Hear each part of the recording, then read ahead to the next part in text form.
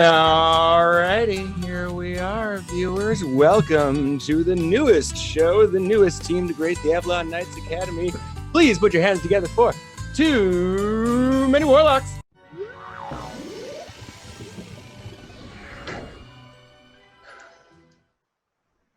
I'm loving these sound openings. I don't think we can go back to regular games. Okay. Now then. Hello.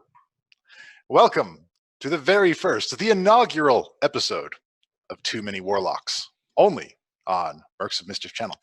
I, as always, am your benevolent Dungeon Master, Puck, also known as the Father of Lies in some circles. I am joined today by Too Many Warlocks, starting with, in no sequential order, Guy Boutomps, joining us once again, as I'm sure you've seen him on our previous games.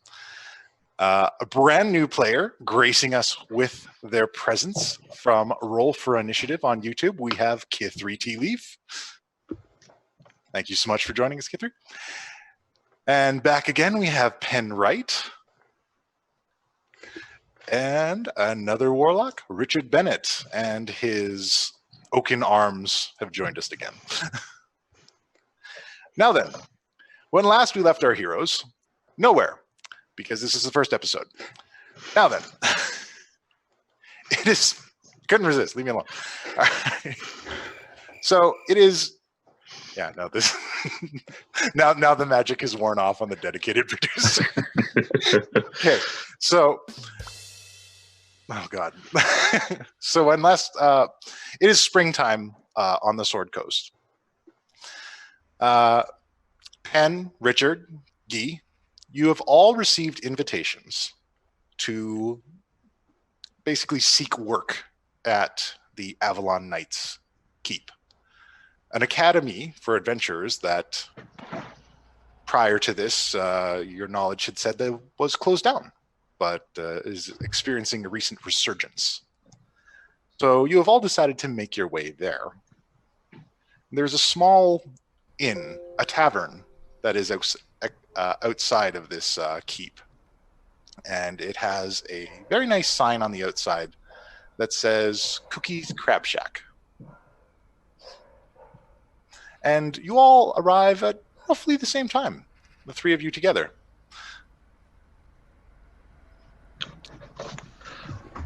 So, do Penn and I, did we...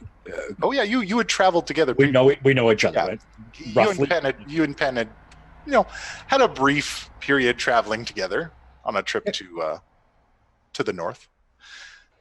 As for you, K3, you were staying in the Waterdeep area, seeking adventure, when you had seen a circled leaflet inviting people with particular talents, basically adventurers needed, to head out to the Avalon Knights Academy, just to north east of the city, or just beyond the Desserin River near Golden Fields. And you've taken up this leaflet and thought that perhaps there might be an opportunity to spread a name for yourself. You've certainly heard of these individuals in the past, and you've made your way up this way as well. And as you arrive, you see three unusual individuals waiting outside a building that is labeled Cookies Crab Shack. And now, I want everybody to describe the people that are standing there, and we'll start here with Penn. All right. Penn is just he's human. He looks like a traveling scholar, just a cloak, a hat. He's got a tome on his hip, strapped there, as well as pack and such. He's got roughly just like, light blonde, like maybe dirty blonde hair. Looks, I wouldn't say grizzled, more kind of wiry, just kind of like, there, but definitely focused on something else. Okay. And then Guy. Guy is gorgeous. High cheekbones, green eyes, tall, sort of thick stature. He wears studded leather armor that looks like fine clothes. So it looks like he's wearing a red tunic, orange breeches, blue knee-high boots, and a cloak to match that fades from red to orange to blue as it heads down. Nobody should be able to pull that off, but somehow he does. And to top it all off is the world's most magnificent handlebar mustache. It's actually slightly wider than his face. And his hairline follows that same pattern. So it goes up, down, and then, much unlike mine, swirls up again at the sides. So it repeats that sort of mustache look. Excellent. And Richard.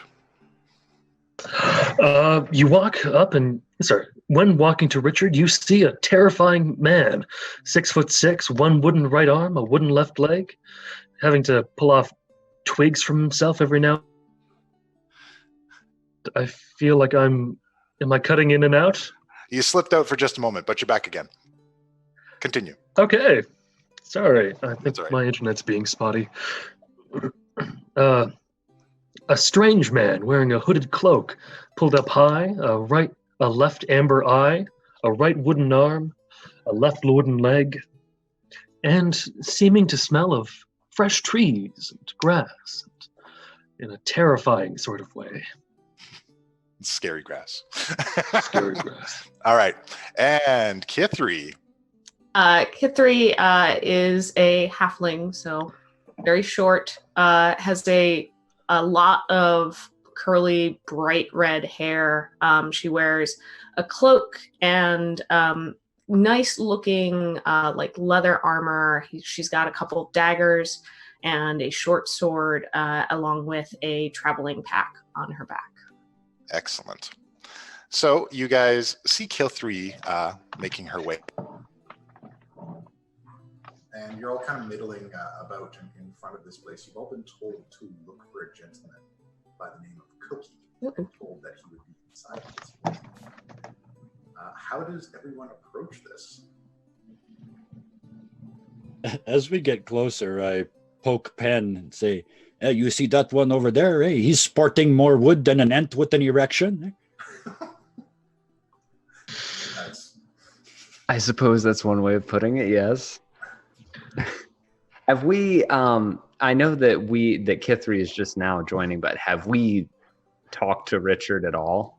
Like, no, you guys are all just kind of like arriving outside. So as you're coming up to the front of Crab Shack here, this other gentleman who smells of trees and has a wooden arm and a wooden leg is coming up along with this half. okay. I guess, Guy, do you think they work here? Do you think they're, from the guild? Frankly, they look as lost as we do. I suspect they're probably here for work, eh? Fair.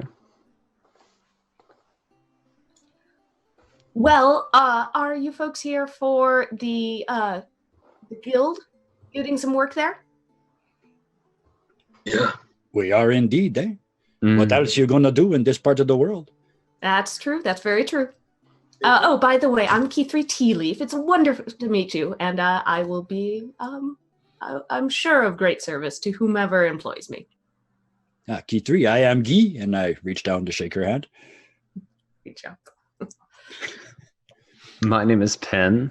I guess I reached down as well. Making introductions, Richard. I reach down my left hand as to not terrify someone with clutching a wooden stump. I will shake your hand.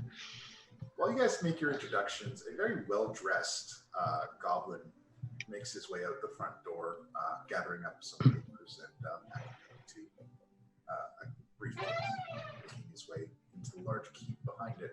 He stops for a moment, takes notice, says, "Oh, my apologies, I didn't know anyone was out here. Did you want to come inside?" That would be nice. Mm-hmm. Yes, please.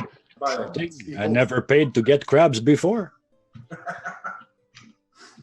He's just going to be dropping jokes all the time. It's okay, I love everyone. He thinks he's a bard. What can I do? The place is actually quite busy at the moment. there's a bit of a lunch rush going on. Inside, there's a number of people middling about. There's a small stable in the corner. There is a large bar section, and behind the bar, there is a tall, pale man with long white hair who is wearing a kind of bartender / butler outfit. And he's quickly handing out orders and serving up drinks. As you come in, he greets you. Hello, I am Tommy. If you need anything, please ask. There are some tables over there. You are in charge of the drinks, eh? Yes, I serve all of the things we offer here. Okay, you and we are going to be very good friends, eh? I'm good friends with everyone. And I start with 2 ales, 1 for each hand. Indeed, sir. And he slips behind the bar, and he dissipates into mist, and then like comes up as mist next to your table and gives you 2 mugs of ale. That's quite the trick. Oh, my apologies. I'm told I should walk more. And then he kind of slowly walks back behind the bar, noticing that he perhaps has taken the table aback a bit with this.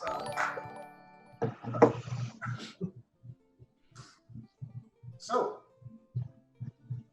he kind of leans over the bar as he's talking to you guys. As you see closely, he says, "Well, what brings you by?" We're here looking for work. Ah, Not much else would bring us this way. Yes. You must have received the leaflets. Cookie, we have some new ones. And a very large man, kind of round. He has a white beard. He has an eye patch that frequently changes sides. And he has a pig leg. And he comes out to the table carrying 4 plates. And more people to join the efforts. Excellent. I couldn't be happier. And he comes over. Pleasure to meet you all. My name's Cookie. He reaches out a hand to everyone. All right. Like holding the blades off with one hand. What's your y'all's names? I'm Key3 Tea Leaf. Richard Bennett. Penright. I am Guy Bonton. It is a pleasure to meet you, as much as I am sure it is a pleasure for you to meet me. Pleasure to meet all of you. Here, you're probably hungry from your journey. Have a breakfast on the house. And he gives you all a smiley face plate of eggs and bacon that he has prepared out for everyone. Okay. So, Don't be alarmed. I take off my hood, revealing the terrifying machination of scars and the amber left eye. Cookie said, "It's cute. You think I'd be scared?" But it's a really interesting thing. I imagine you've got some great stories around it. I've got some stories. I'd love to hear them sometime. Now, did you all get the leaflets? Is that why you're here? Guy and I actually ran into 2 other of your adventures out in the field, I believe. Kashano and Gilbetta. Oh, Kishano and Gibetta fight like an old married couple, they do. How did they sent you off to me then? Mm-hmm. It was a pleasure to make their acquaintance, and then it was equally a pleasure to unmake it. Yeah, you're right. They never stop fighting, those 2. Eh? You definitely met them before. And you, young lady, I saw you nodding. You must have got my flyer. I did. I found it, and I'm looking for employment. Excellent. What kind of services are you all offering? What are your fields of expertise? I am quite skilled with a sword. I also know a little bit of history here and there.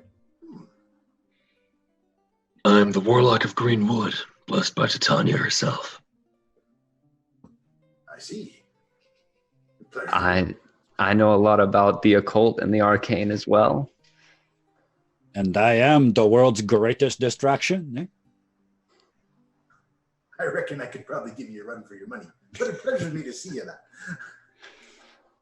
So you're all warlocks. Must have many faces to look like him. It's like, oh, good try. And his face alters slightly in response to that. It's very unusual. So you're all warlocks then? Yes. Ah, 4 warlocks. Some might say that's too many. But you know what? Those would be wrong. Indeed they would be. As coincidence might have it, I think I do have some work for you. An associate of mine. He's out in the keep. See, we've had some trouble with our mage tower recently. The old keep's fallen in a bit of disrepair since the academy disbanded a few years back. And my friend Calazar, he's been working on it for a while. And maybe you guys could give him a hand. Hey, finish up your breakfast and go out and see him. I'm sure he'd have something that you could do for him. Certainly. Okay. Just And, one quick question, eh? We'll call this a trial run. Okay. Has anybody died working on this mage tower yet? Not to my knowledge, but you best ask Calazar just in case. Okay, all right. It could be a little off. Maybe I help from a little distance, eh? Wouldn't be a bad idea. I see you got good survival instincts. You'll do good around here. But for now, tentatively, welcome to the Avalon Knights Academy. It's a pleasure to have you around here. I'll hear from Calazar how you do on this job, and I'll make sure you're well compensated. Thank you. All right. It is very good to meet you again, eh? Yes, excellent to meet you. Pleasure as always. And if you have a good story to share, be sure to let me know. I get a couple myself. And then he takes off back behind the kitchen. And you guys are left with your breakfast. So, I guess we dig in. Yeah. 2 ales, 2 eggs, 4 pieces of bacon. I'm good to go. 2 other warlocks, though. I didn't believe that we'd be meeting 2 others of our kind. It's quite unique. I kinda didn't want to say anything. I'm afraid maybe the patrons show up and there's a big fight, eh? Well, and who knows? Perhaps we share some patrons between the 4 of us. I wouldn't know. I can't remember mine, to be quite honest with you. Oh, Forgets a lot of shit, eh? mine's Seems a like a little, strange mine's thing. a little fuzzy as well.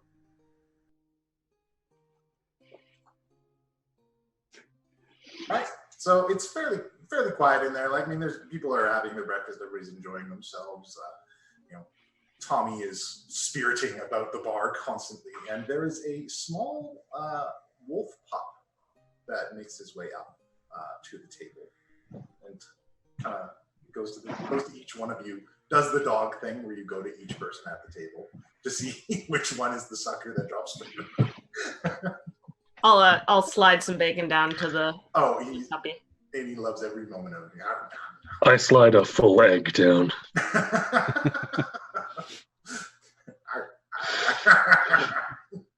Is it your wooden leg?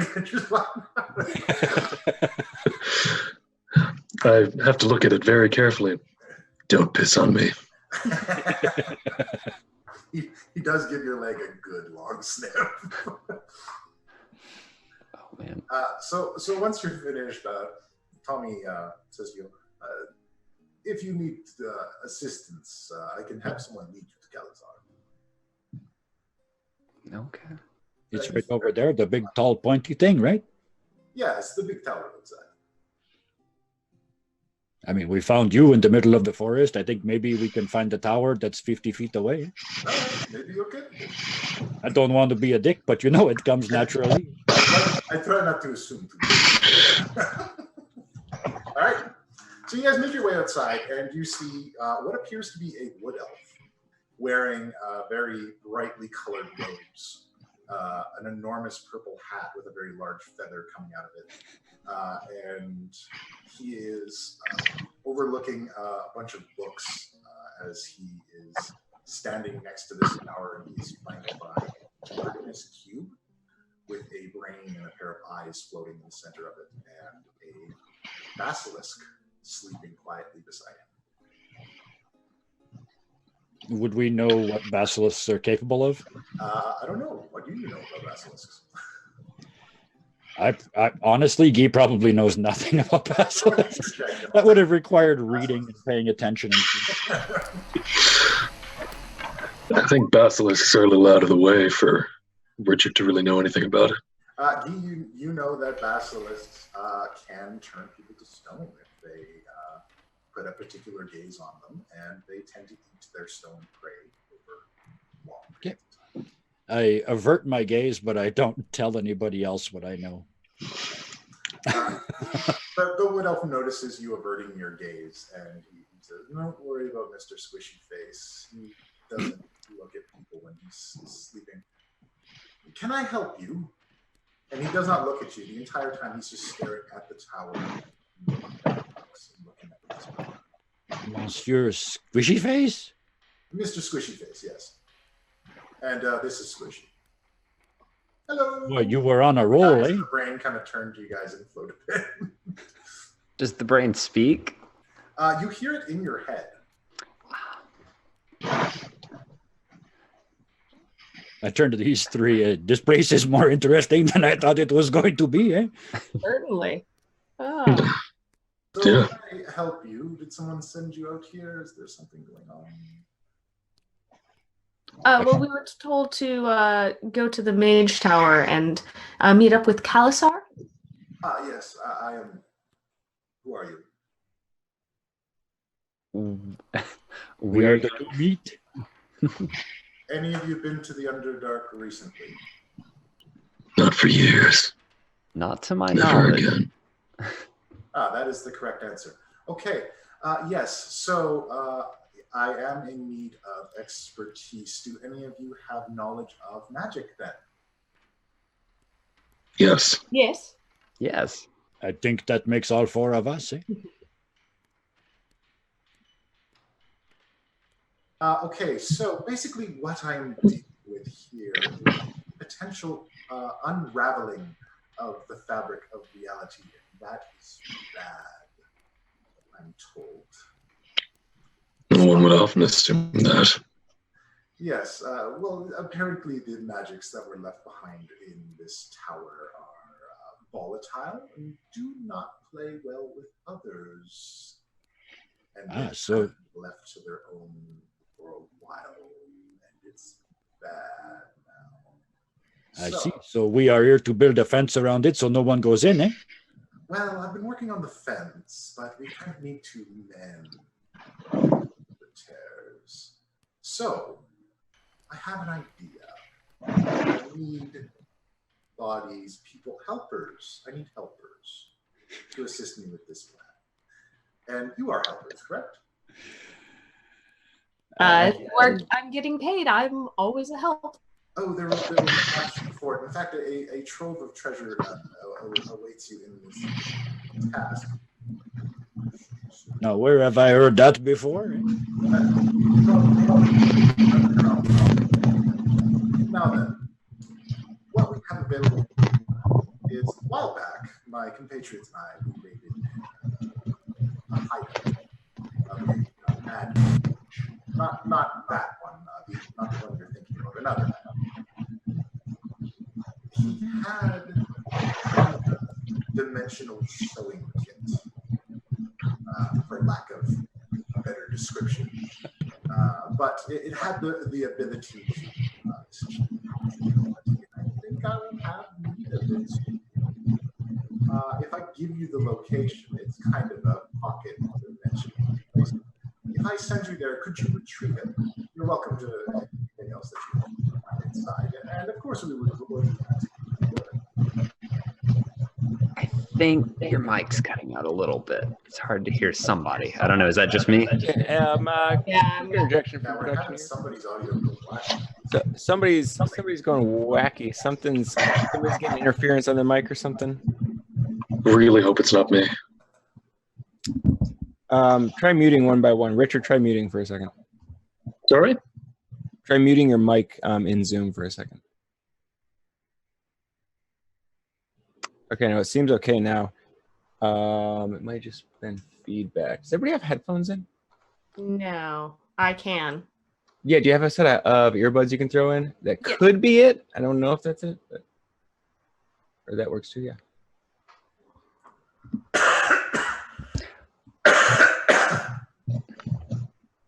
Okay, I think that's an issue for a little bit, so you may need to back up a little bit, Puck. I think we're good. All right. So he goes back into it again. He says, "So we are what I need is essentially what is known as a conventional sewing kit. It was owned by a mad mage that we had shut down a while back. Not that mad mage, not the one you're thinking about, another one. We need you to go in there and you're welcome to have any treasures that you find while you're there. And I'm sure there's to be a number of things available for you. I can give you the directions, and it's fairly easy once you get inside. So we bring this one thing to you and keep everything else that we find? Plus we get paid? Absolutely. Okay, how many people have died doing this before us? No, and these are the first people I've sent. We've had a staffing shortage recently, and the goblins are mostly good for construction work. It's just I didn't like the way you used the word body earlier when you were referring to us. That's fair. I have difficulty with words. I have a social disease.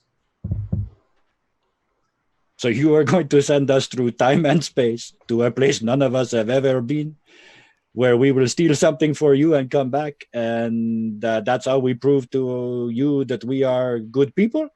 Absolutely. And we've already adventured through there once before, so certainly any danger has passed. Yeah, I like the way you think. What you guys? Here and make sure this doesn't explode. So I can give you directions, and please let me know. Hey, Puck. Yes. What's your mic input right now? Is it coming off of your headset or is it coming off of your cam? Back on my headset. Sound far away. Cam. Yeah. Oh, no, wait. There we go. It went off my headset. It went to the. Oh, That's much better. better. Okay, There we that go. explains so much. Your head. But yeah, the other noise I'm pretty sure is Jacob, because you're lighting up on. Yeah, you're lighting up on the side. Yeah, what the hell is up? Give me. Your patron has invaded your computer. Yeah, he's going on. You can go to push. Maybe try to push to talk and see if that works. Yeah, that should probably help. One of the things Zoom does is it tries to cancel out everybody that's not the main speaker at the moment, so other ambient noise, background that noise. noise cancellation situation, Yeah. which is what I think we're getting. But yeah, so Jacob, try push to talk for now, and we'll sort you out later. All right. Sorry about that. Should get a better mic some other time. No problem. It happens. This is why we have our dedicated producer, so we can keep an eye on this stuff. All right. So, does this look like a task that you guys can take on? I How do look you guys at feel about them. I'm always happy to go somewhere where there might be more knowledge to be found, and that sounds like somewhere to find it. Oh, yes, there's definitely knowledge there of a kind. It's a very unusual place. Just be prepared. Well, I'm always up for adventure and making a name for myself, so I think I like her. She good. came to the right place. You had me when you used the word unusual. Yes, you'll like it as well if you like unusual things. It will be a unique experience for everyone involved, I'm sure. Yes. Okay, we're good. Oh, I thought you were sending us right now. oh no, I was doing a thing. I can't teleport you. Dismissed. Where are we dismissed to? Oh, right. Yes, of course. So you'll need to go to the woods just east of here. If you follow along the river, you'll find a wooded path that'll lead to some ruins on a hill. Once you make it to these ruins on a hill, there's a very particular way to enter it. It looks as though everything is destroyed, but the passageway into the pocket dimension in which the actual lair exists is still intact. But you must enter the way you exit. Uh-huh. That's not cryptic at all. No, it'll be fine. It's way better than being next to an exploding tower. Well, I dislike things that explode, so that sounds like an excellent This plan. is a very smart young woman. All right. Well, it's My early. grandfather Aaron always said that. I'm sure he was a very wise man.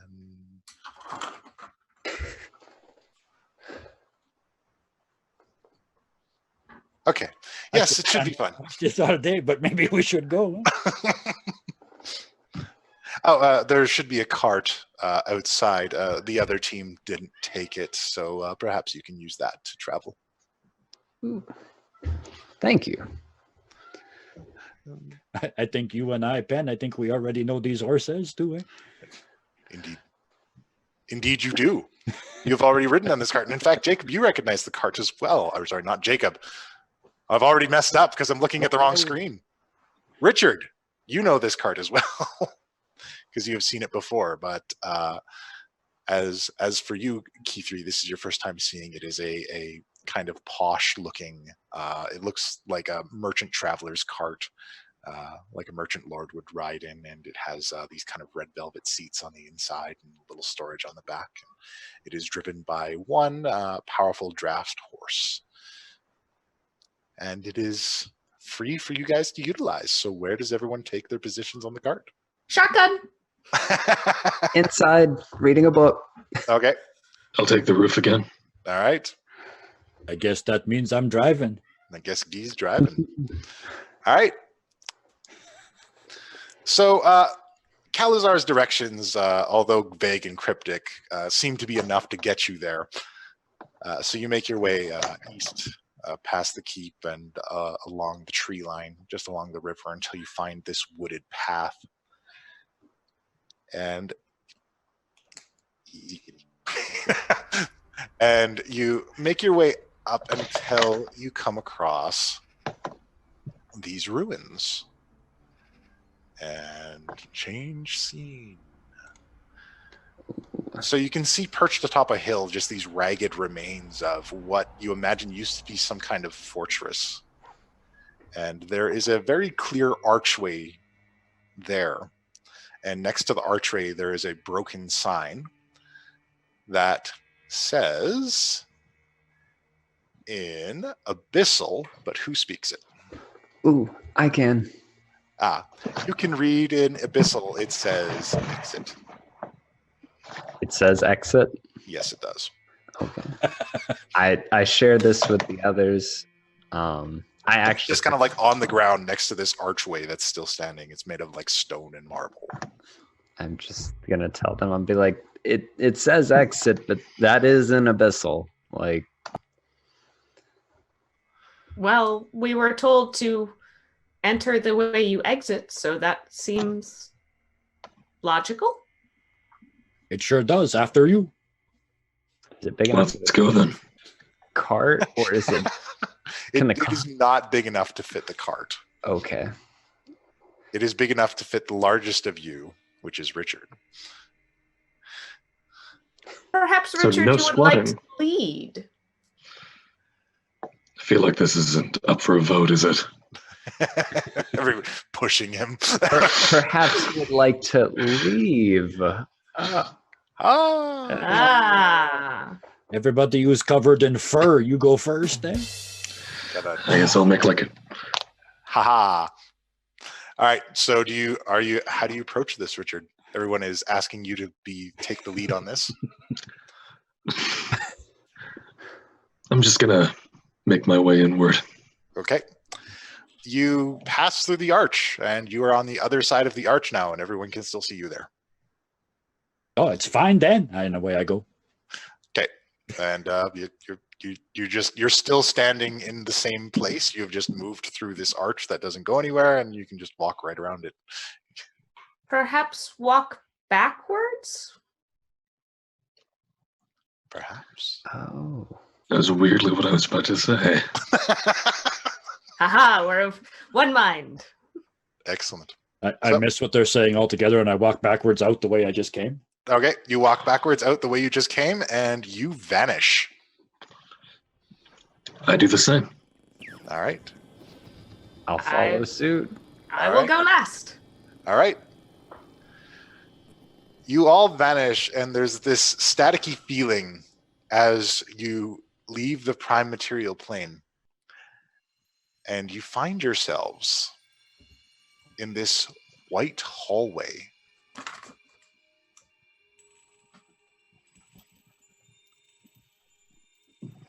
And this isn't afterlifey at all. Planar ships always give me a headache. And it seems to go on forever with a series of rooms to the right and left beyond these pillars. Gonna take a few. Oh, I was just going to say, does it go both directions from where we are, or are we at one end of it? You are at one end of it. It goes on straight ahead of you. It seems to go on forever, and there are doors on the right and left side at every interval where these pillars are lining the way. Going to open the first door to my right. First door to your right. All right. So you open the door to the right, and it opens up in another pitch white room filled with paintings.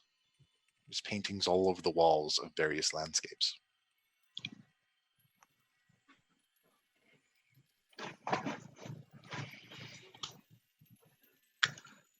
I enter the room. I just had an horrible thought. Do we know what we are here to get? We were supposed to get a thing for a guy. Did anybody get the name of the thing or a description of the thing? Said an interdimensional sewing kit? Oh, but that could be just about anything, eh? We just got sent on a quest to a nowhere place to get something. We're all dead. Already? Shit. I'm weird for Masters of the Arcane. I'm sure we'll know it when we see it, or we'll just touch everything until we find it. All right, so this room has a single pillar in the center of it. And on the pillar, there are there's a painting on each side of a landscape. And then lining the walls, there are paintings of various landscapes and various scenery paintings throughout this entire room. I would like to use Eldritch Sight to cast Detect Magic. All right. So look at the room.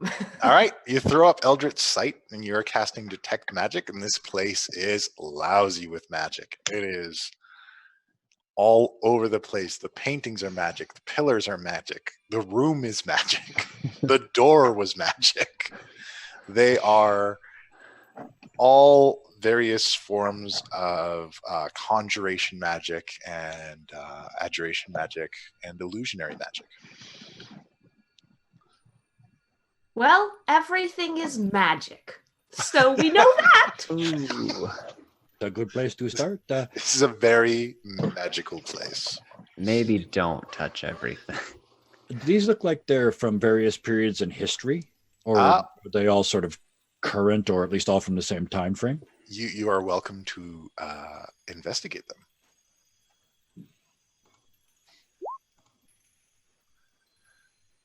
So you're not able to discern any time frames, but they're all various landscapes, and they're incredibly well painted. They almost look like real places.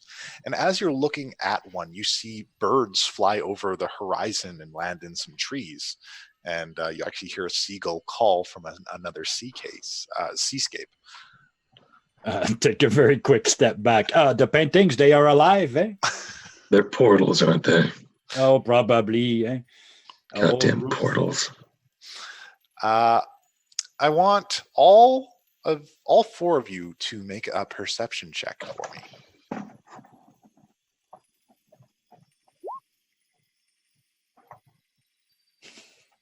Yeah, Guy, you don't see shit. Oh. Jacob doesn't see a damn thing. Richard. Oh, sorry, Richard. Sorry, it doesn't show it on the roll. You guys got to change your names. Richard doesn't see a thing. So this is my first time using roll 20. So if you pull up your character sheet and you click on your perception skill, it should roll it for you. Great. do I see anything, or is it just like? Kind of Could be something. Okay, so not great, and it looks like you're rolling with advantage. Oh. That's okay. So, none of you are perceptive enough to see it. However, Pen, you seem to catch a glimpse out of the corner of your eye. There appears to be a man. You think you see it for a moment, but he walks out of one painting and into another one. Did anybody else see that? No, I'm pretty sure I'm blind at this point. This happened last time too. I was watching seagulls flying in a painting. I missed everything. What did I mean, we've seen things before, Guy, you and I at least, but I could have sworn I saw something go in, leave one painting and enter another. Which one did it go into? It traveled from a kind of flowery plain into a depiction of some snow-covered hills. Maybe we wait till he goes somewhere warmer, eh? Can we? I guess I'm gonna walk up and look closer at the painting he went into, and I'm not gonna like stick my face in it. But like, that's a recipe for disaster. All right, so you go up to it, and as you take a look at this painting, you see standing in the distance, there is a man, and he's standing on a hilltop in the distance, and he turns, and he looks at you. And an uneasy feeling washes over you as he begins to wave. Weird question. Would he be considered more than or less than 30 feet away from me? More than 30 feet away from you. He Okay. is of slight build, and he has a book on his hip. And he's wearing some scholarly robes. Could I make a perception check to see like if I know who this is? Because that sounds awfully familiar. Certainly. All right. Take a closer look. Must stick my face like right up against that without. Oh. Yeah, you can't suss it out, but he looks really familiar. You feel like you've seen this guy before in the mornings when you get ready to go out.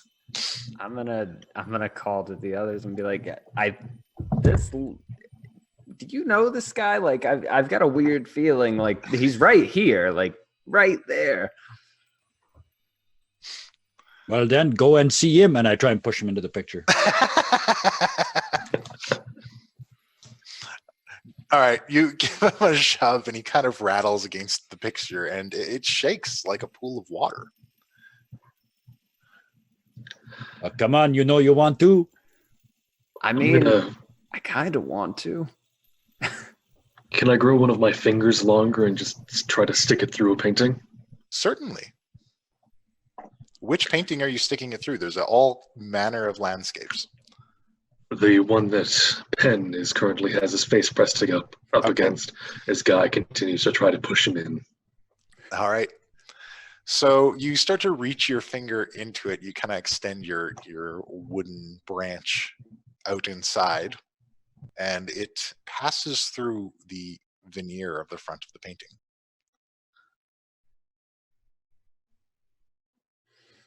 Do you have to tell a lie to make that happen? Do you feel anything different? So how do you feel through these arms, these appendages? The same I would feel generally through a regular appendage. Okay. They are magical in nature. You feel a burning and then an intense pain as that portion of your finger is removed. I wrench my arm back and very happily go, thank God I can grow another one. I'm just gonna turn around and kind of punch Guy on the arm, just because like you almost did that to me,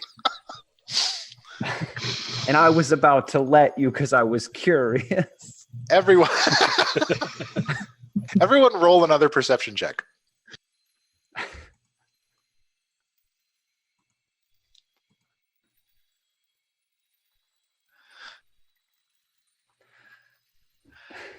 All right. Oh wow! Oh.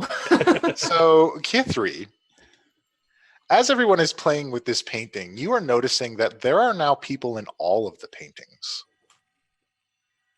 And they are all waving at you in unison. Gentlemen, we seem to have company, and they seem to have noticed us and are acknowledging our presence. And they all look very familiar, and they all have the rough silhouette of the people in this room. It's us in the paintings, or something that looks like us? Oh, is that what it is? I thought one out of four of them was just very handsome. We're gonna have to fight our way out, aren't we?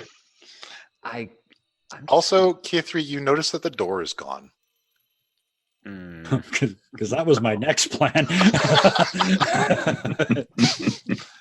There's like 49 more rooms in this place.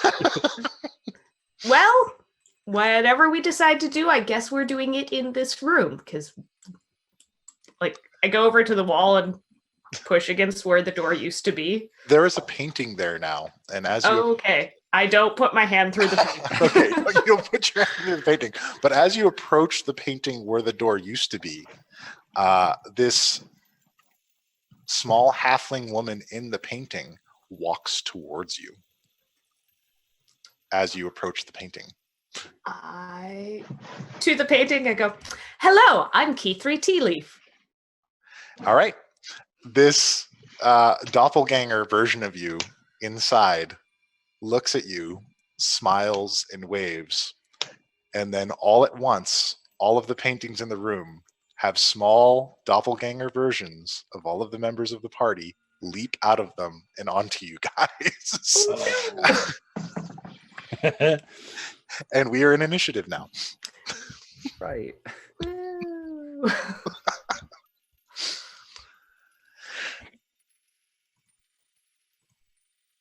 Oh, God. Okay. A lot of tens today. Me's everywhere. All right.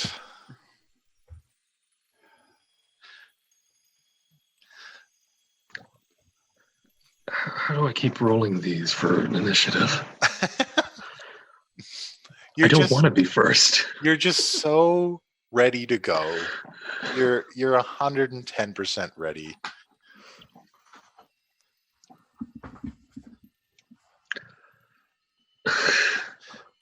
And Guy is just not at all ready to do any of this.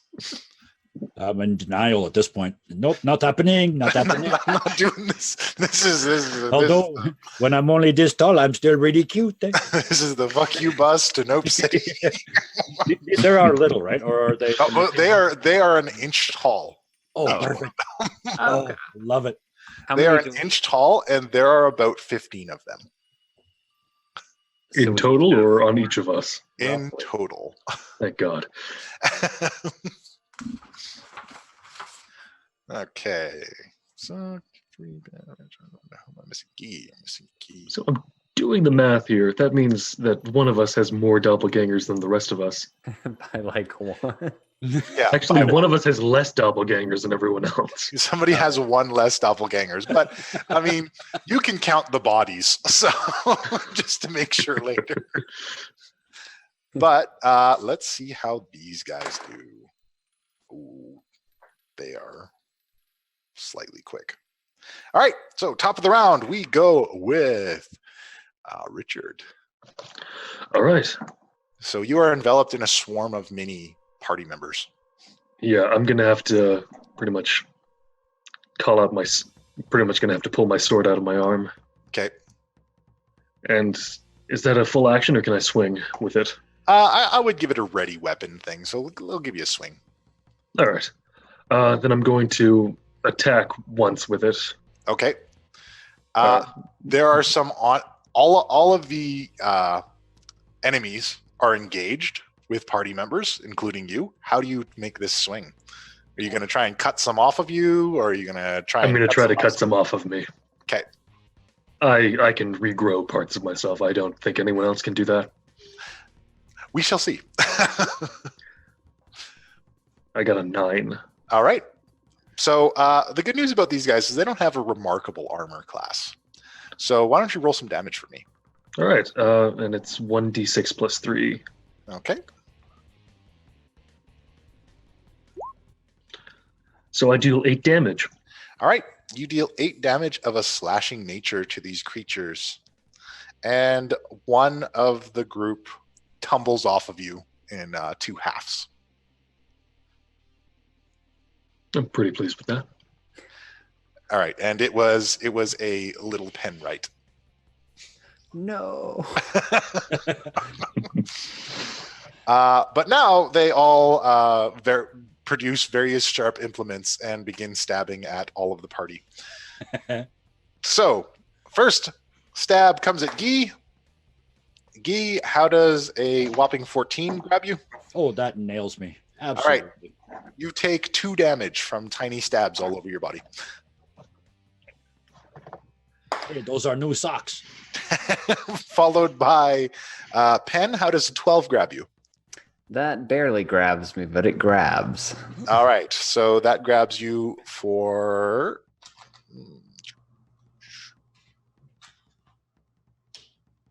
3 damage all over your body.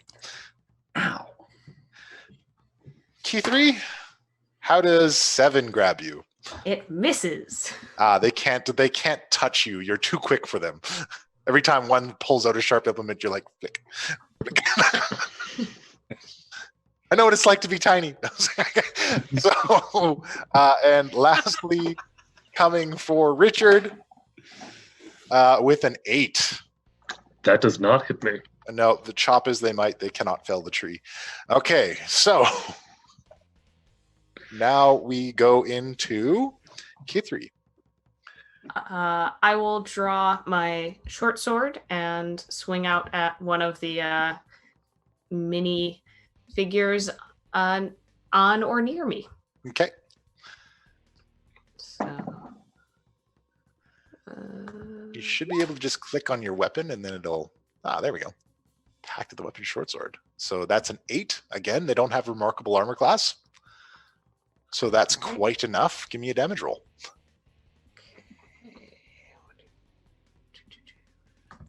Be... Yeah, so Depends how you've got your sheet set up. Yeah, you could just roll a d6 and then add whatever bonuses you have to it. On the left side, there's like a roll, and then you can select d6. Okay, I see.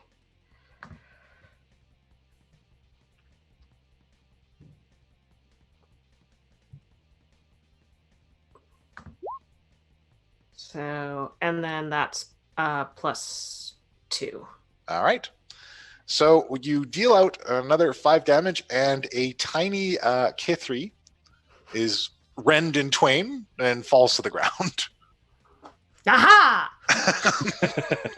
Take that, mini-me. All right. Next, we go into Penwright. All right.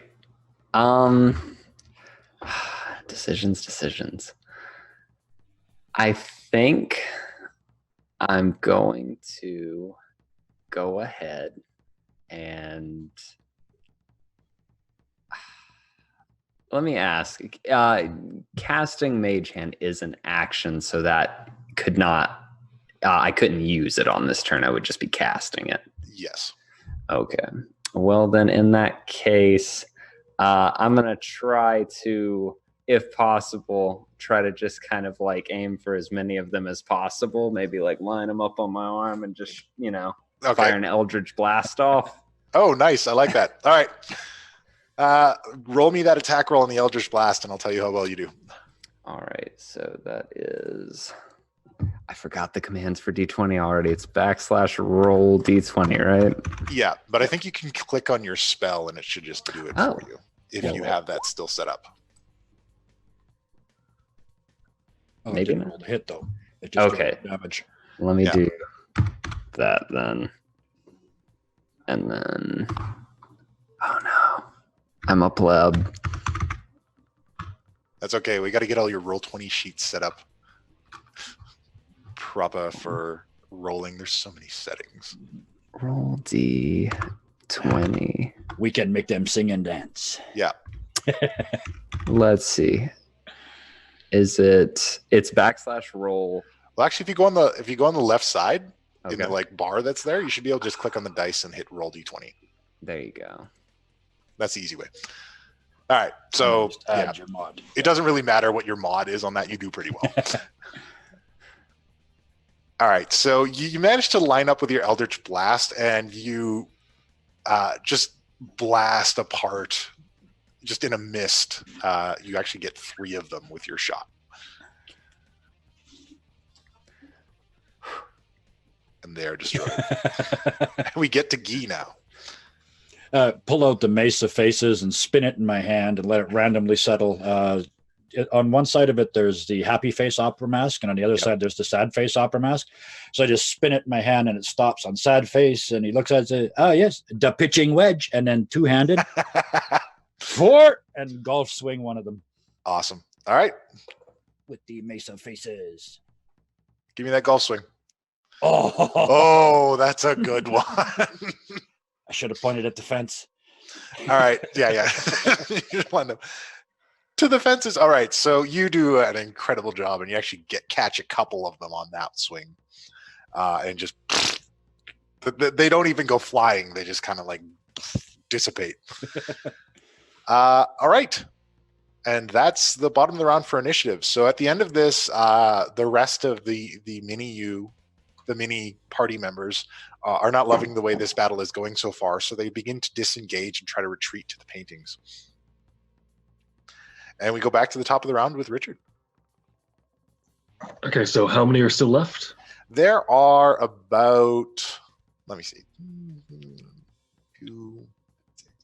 there's There should about be 8 less of them. than- There's about 8 of them left. Yeah. All right. I'm going to fire off an Eldritch Spear Ooh, at as many of them I can hit. very well. And Eldritch Spear is just a fancy name for Eldritch Blast when you can go 300 feet.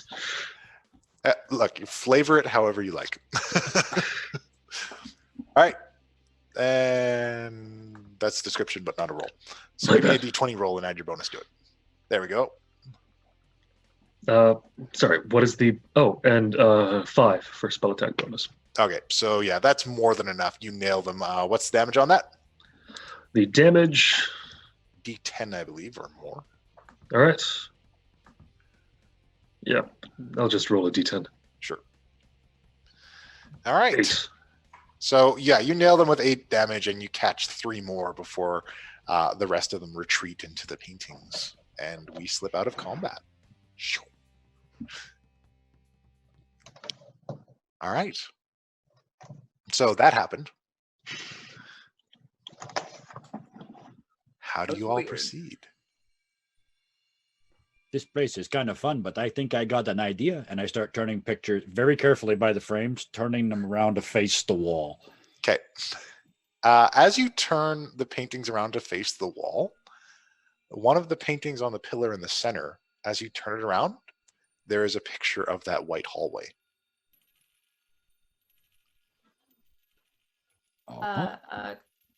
Richard, do you mind testing this one since my fingers don't regrow? I grow a finger out very long, and this time I say, I'm very liking all of you guys. Yes, it's liking you very much. Yes, let's just keep doing this. Mhm. This doesn't hurt Yep. at all, by the way. All right. So do you stick your finger inside? Yes. It does not hurt.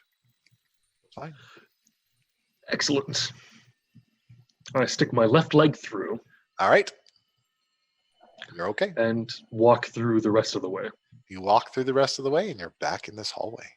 And then I start growing my finger back down by going, you guys are all a bunch of pricks. So you guys can see him in the painting standing in the hallway and you hear his voice. I will climb through into the hallway. All right. Follow as well. I'm just like smart pricks though. And you see that each of the pillars in the hallway has 5 tiles leading down. You see one of the 5 tiles at the very top is now lit up green on all of the pillars. Okay, so 4 more weird things go on, and then maybe we get to go home. Let's just go through another door already. I'll open the door to the left. All right. You open up the door to the left, and there's a very bright light. You can't see what's on the other side. Blinded by the light. Absolutely, just like that. Revved up like a deuce, another runner in the night. So, who's going through this one? But I say, why break with tradition? I went through the last one. Someone else goes through this one. Rock, paper, scissors? You're a shining star. You can surely light our way through here. Yes, a man as handsome as you. Finger starts growing a little bit of that. Should definitely be able to make his way through. What do I get the horrible feeling you guys are just going to turn around and walk away once I'm in the picture? Oh, well, here we go. And I dive through the picture. All right. Or I guess there's no real need to dive through a door, is there? Well, you jump through the door. You go through it with great vigor. And as you go through this door, you arrive on what is basically, it looks like a village square.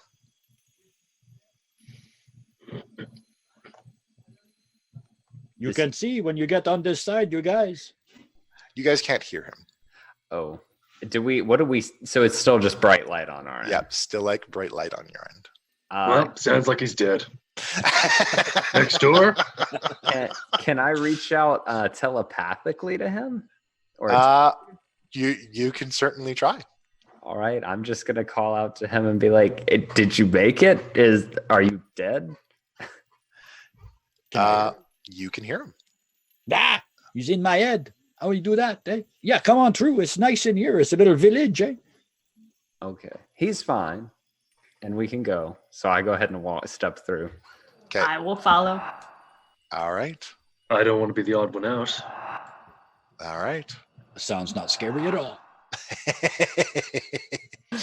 So, Pen, when you slip through the door, it's just pitch blackness on the other side. Is anyone else here? You can't see anything. You're standing in a black void. And then an enormous eye opens in the sky, staring down at you. And a voice echoes in your mind. The booming of it, the reverberation of it brings you to your knees. And it says, "You have been selected. You will be my vanguard to usher in the end of this world." Meanwhile,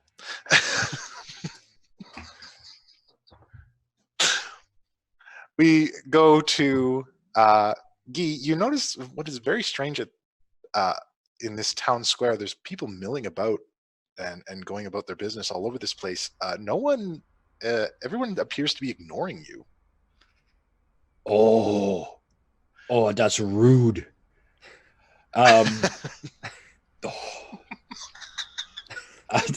Okay. I step into is there like just around a corner somewhere where I can do a disguise self? Absolutely.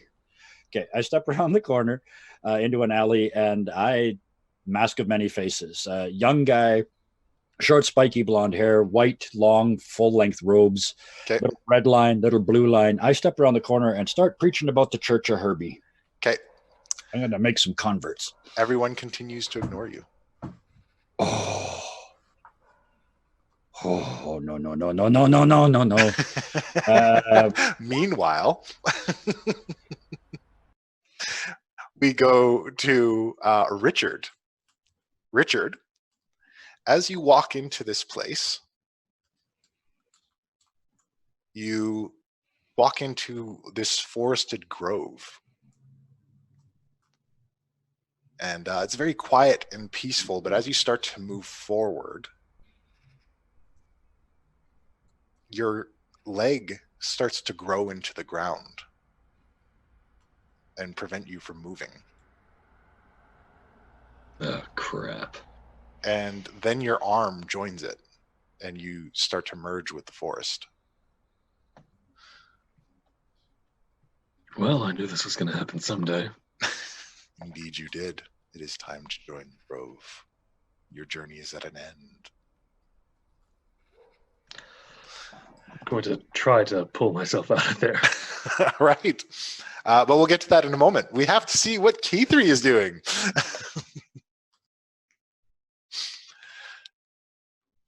All right. So K3, once you've gone through, you are actually met by your grandfather on the other side. I rush up and give him a big hug. He is unusually cold. Grandpa, what's going on? You disappoint me.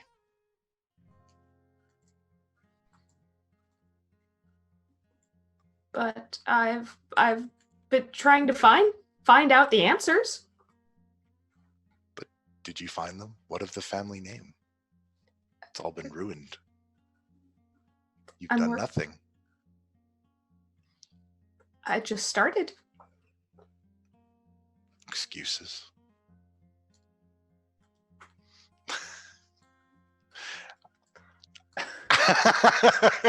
We're getting heavy in the first round, guys. I'm gonna cry for someone I barely know. A heartstring.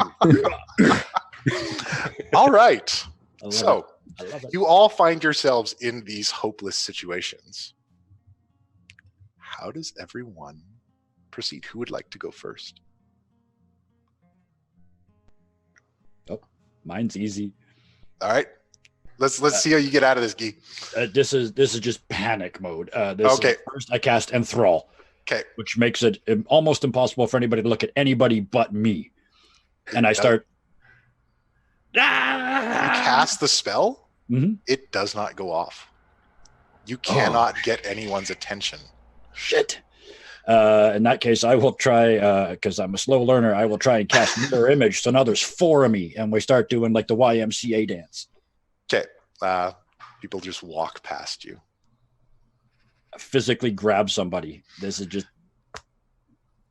Their face is just like stone. Look at me. Look at me. I am here. Look at me. They just turn away. Oh, I don't like this place. Turn around and see if the door is there a way out? There is no the door. You're just standing in this town square now. I start heading into buildings. I'm just going to run around trying to find anybody that is paying anything remotely like attention to me. All right. While you're opening these doors, no. What kind of state are you in right now? You're full panic mode, correct? Panicked. Yeah, You're this full is panic mode. my worst nightmare is that I'm. He is, All after right. all, the world's greatest distraction. Yes, he is. So, yeah, you try to open all these doors. You do make it to one that opens, and give me a will save. Wisdom save.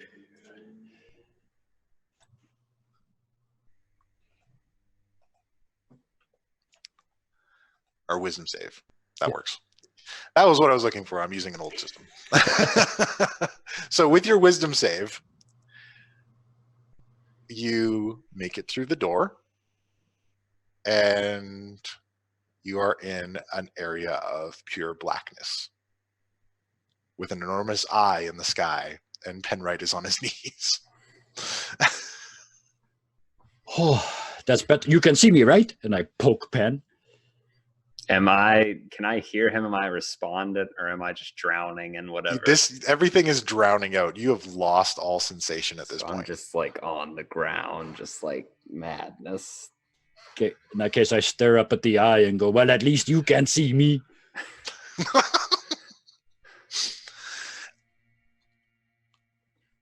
And I will just stand there lost. Just stand there lost. The eye addresses Pen and it says, "You do not know the pact you made. You signed your life away to destroy this world. You know it's true."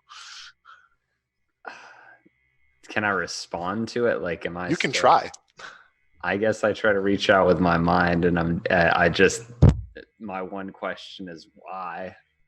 What? Why? For power, child. For knowledge.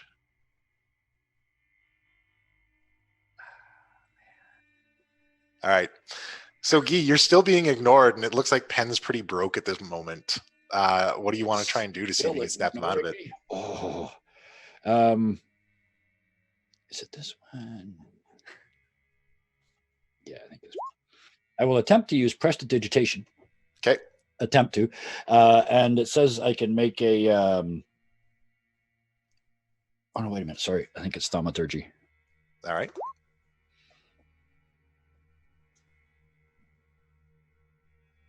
Yeah, thaumaturgy is the big noise.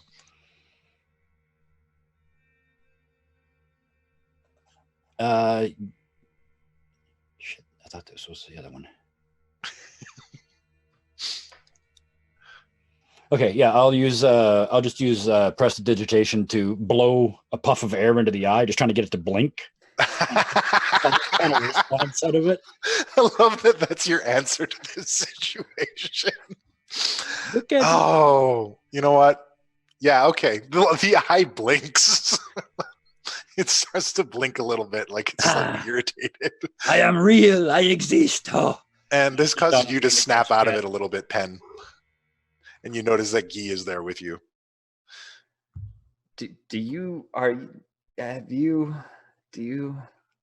Yeah, Blinky? Yeah, he's my new friend.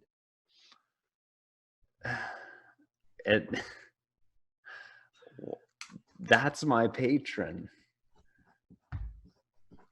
I thought you didn't know who your patron was. I didn't until now. And I'm gonna kind of just like take an aside from Guy just because I've been waiting and wondering for so long. I'll just, turn up and readdress with my mind. I'm just gonna be like, what am I to do? What am I supposed to do? Now that Guy has snapped you out of it, there's no response from anything. You can't hear anything from this eye anymore. Oh shit! Sorry. I mean, Guy doesn't know that, but Kevin is. Sorry. And now you notice that what you originally perceived as just like an infinite void is actually a very black room, and there is a door on the other wall where, the opposite wall from where Guy has come in. I can only assume you had something to do with this, but I'm also grateful because I was on the verge of madness. So thank you, I guess, for interrupting that conversation. I would say we should leave now. What about the other two? Don't get me wrong. I'm glad Blinky is gone. He kind of freaked me out a little bit, but we are here with two others. Maybe we try the door and go back. That's what I meant. Like, we should leave this room. I thought you meant go the other way and just say, damn, let's go. All right. And I'm okay with that too. I just want to make sure that's what you want. All right. So we go back to Kithri. So Kithri, you have this unusually cold stare. This is almost like a completely different person, but the things that he is saying are very rattling to you. I'll push him away and use Awakened Mind to try and reach out to Guy. Okay. You get Guy. Where are you? What's going on? Guy, you're silent. Yeah. Sorry about that. Yeah. Can everybody get in my head? I don't like this. Where are you? We are just through the door. I'm with family. Not good. No. All right. We all got a hunker like that, eh? So, Guy and Penn, when you guys open the next door, it opens up into this area where where she is with her grandfather, and he takes a look at the two of them, and he says, "Granddaughter, are these the people you ally yourself with?" For now. No wonder.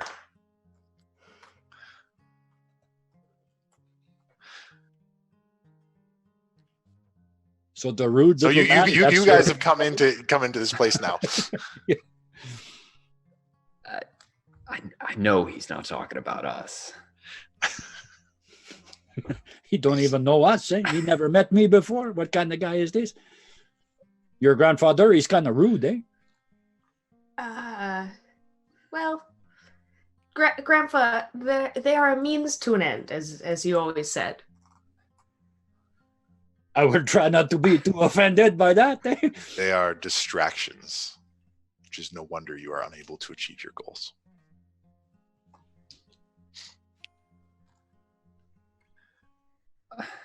This guy's just savage. You guys gotta do something about this. Do you know this is your grandfather? Like, is this actually him? And not an illusion? Hey, how long does that warlock vision last? The mage sight? Yeah. I think you can cast it at will. Yeah. Okay.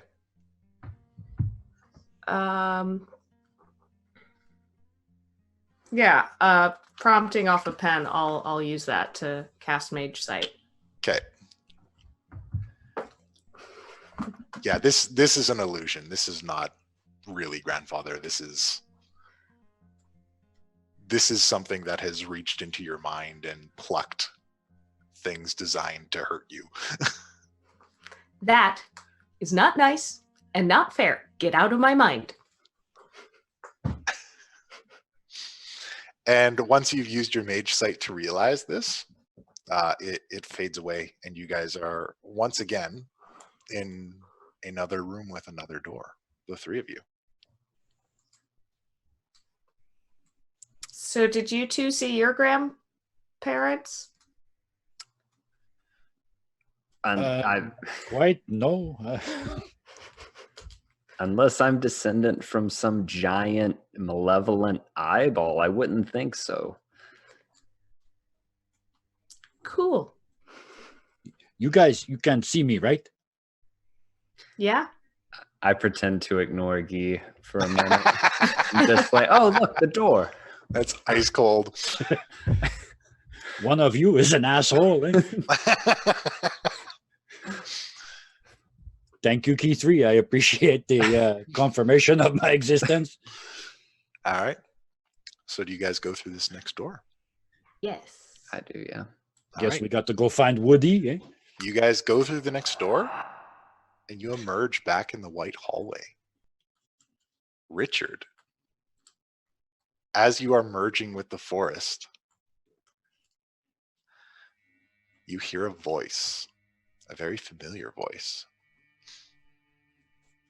Oh, well, if it isn't the stalwart soldier of Titania, merging with the grove.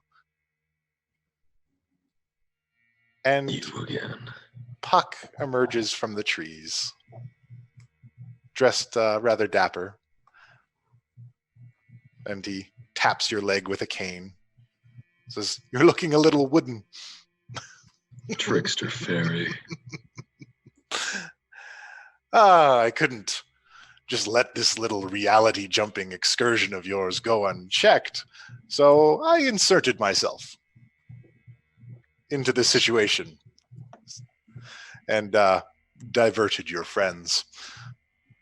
Now, the reason I have come here is because I have you in such a compromising position. I need a deal. What is it this time, trickster? Well, there's two ways this can go. You can merge with the Grove, which I'm certain is something that you've always wanted. Or you can retrieve something for me. There is a gentleman in Waterdeep by the name of Owen Stone. He frequents a new place that you've associated yourself with recently.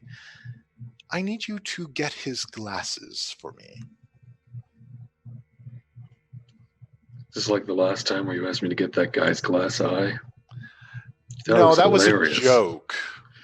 This is more of a mission. And in exchange, I'll uproot you and send you back on whatever it is you're doing.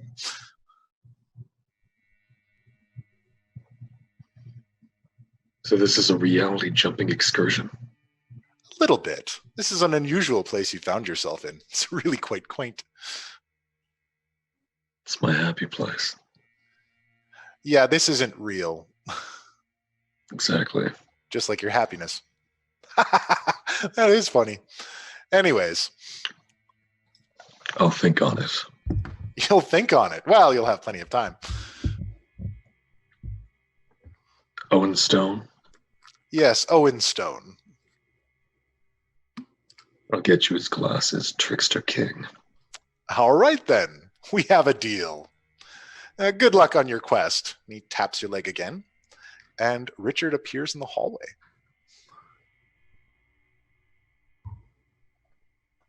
Hey, buddy. Hey, So let me guess, shitty experience for you too? in a way. And another pillar, another section lights up green.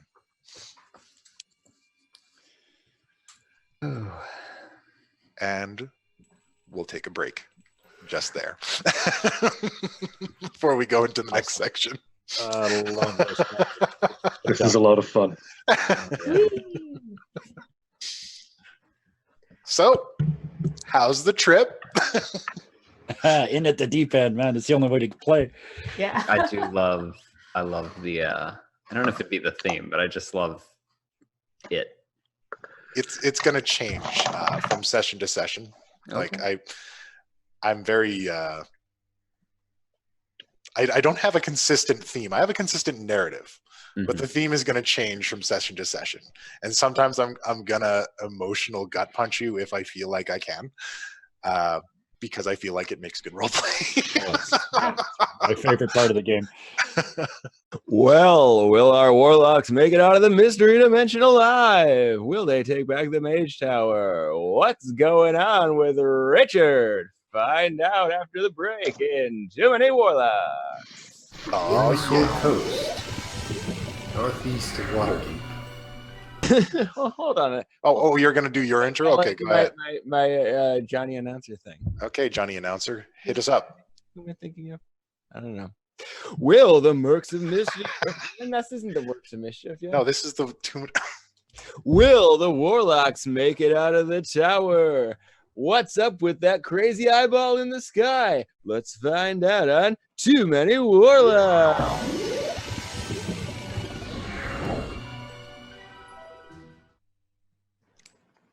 Lovely. When last we left our heroes, they had just escaped from a room producing various frightening images, and our dear friend Richard almost merged with the Grove, but made a secret pact with one Puck. And now everyone is back in the white hallway, and there are two green lights, and you are almost to the end of this excursion. All right. So who picked the next door? I'll take the next one, I guess, since you two have done the past two. You want me to push you through this one, or you walk by on your own?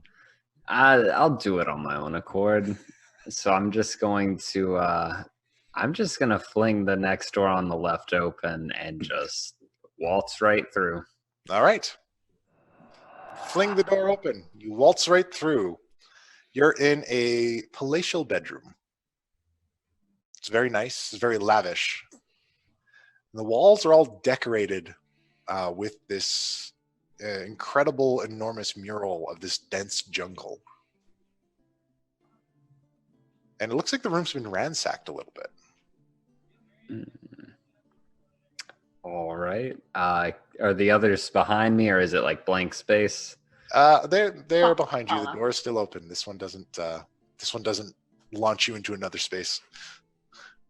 It's pretty posh, this place. All right, Kithri follows you in. Does this look like perhaps like somebody's living quarters? It looks like it. Wonder if the sewing kit. I mean, this looks more like someplace somebody would have a sewing kit than the last two rooms. It's entirely possible. Richard, Guy, did you guys follow in? I followed in. All right. I will bravely bring up the rear. Very well. So you guys make it inside, and you can smell the jungle. It's really quite amazing. I was going to say, when I come in, I put my hand out. I see all this jungle painted on the wall, and everything's been an illusion up till now. I reach out and see if I can put my hand into the wall or touch a tree, or whether it's just a wall. You cannot. You push your hand up against it, and you feel a hard surface. However, everyone make a perception check. I'm gonna muck this up. Ooh. All right. Oh, geez, you guys are all over it today. So, you all notice there is a corpse at the back of the room in this mural. It appears to be of a human. It is dressed in some adventuring garb. It has a rapier around its belt and a satchel with a couple coins spilling out of it. And this is painted into the mural in the back wall? Painted into the mural of the wall. It looks incredibly lifelike. As you guys are looking at it, a gorilla emerges from the bushes in the mural.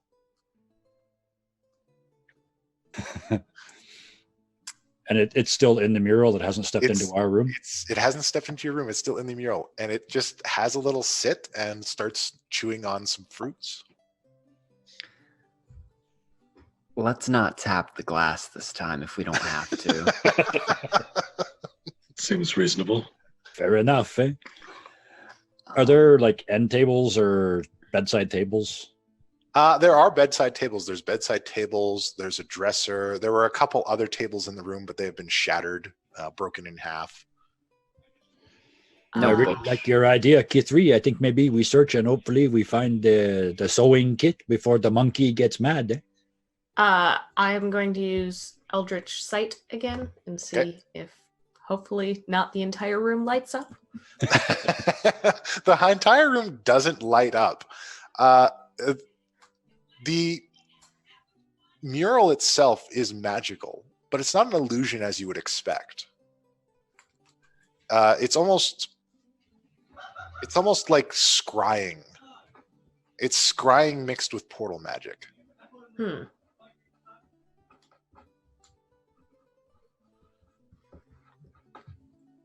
There are not any bookshelves in this room, are there? There is a bookshelf. Ooh, I'm going to beeline to that one. All right, you beeline to the bookshelf. What can I see? Like what, just passing over them, what tomes am I looking at here? There are some arcane tomes, some studies and theses on illusion and conjuration magic. There's some steamy romance novels, the kind of stuff you find in people's bedrooms, a couple mystery books. I'll pull one of We the. are going back live. Oh, hey, we're back. Cool. Hello. Hi. Welcome back, everybody. It's like Abyssal for dummies, trying to learn a new language. I'm gonna pull one of the heftier arcane tomes off and start Okay. leafing through it. And with my other hand, I'm gonna toss one of the romance novels to Guy over my shoulder. I thought you might like that. Like it? I might be in it. Eh? All right, so you toss Guy a novel, and the arcade. There's nothing in there that you're not already acutely aware of. It has some interesting theories in it, but a lot of it is fairly pedestrian knowledge. It's nothing groundbreaking. I'm still going to just put that away for later for my personal library then. Oh, absolutely. Yeah, I'll go through the drawers on the dresser and the nightstand. All right, go through the drawers on the dresser nightstand. Give me an investigation check.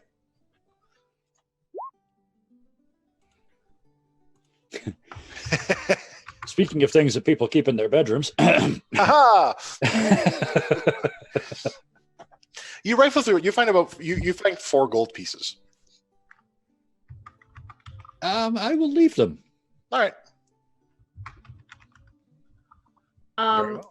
Are there any like loose threads on the like wall tapestry thing? No, it appears to be a solid wall. Mm. But as you examine it, Oh, the it's gorilla mural, takes not notice of you, Uh-oh. and he's just looking at you, kind of tilting his head side to side. I tilt my head side to side in imitation of it. And he follows along with you. Well, it seems to be aware of us. Who has good animal handling? Oh, Um, I do. that would make sense. Why does that not That would make surprise me? sense. Basically a tree.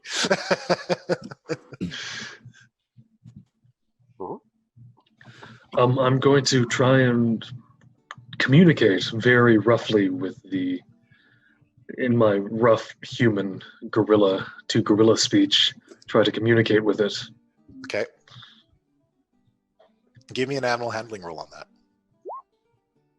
Oh, that's Okay, so it kind of gets up, does some of this, throws some grass in the air, pats on the ground. The skeleton kind of falls over a little bit to the side. I think I screwed up.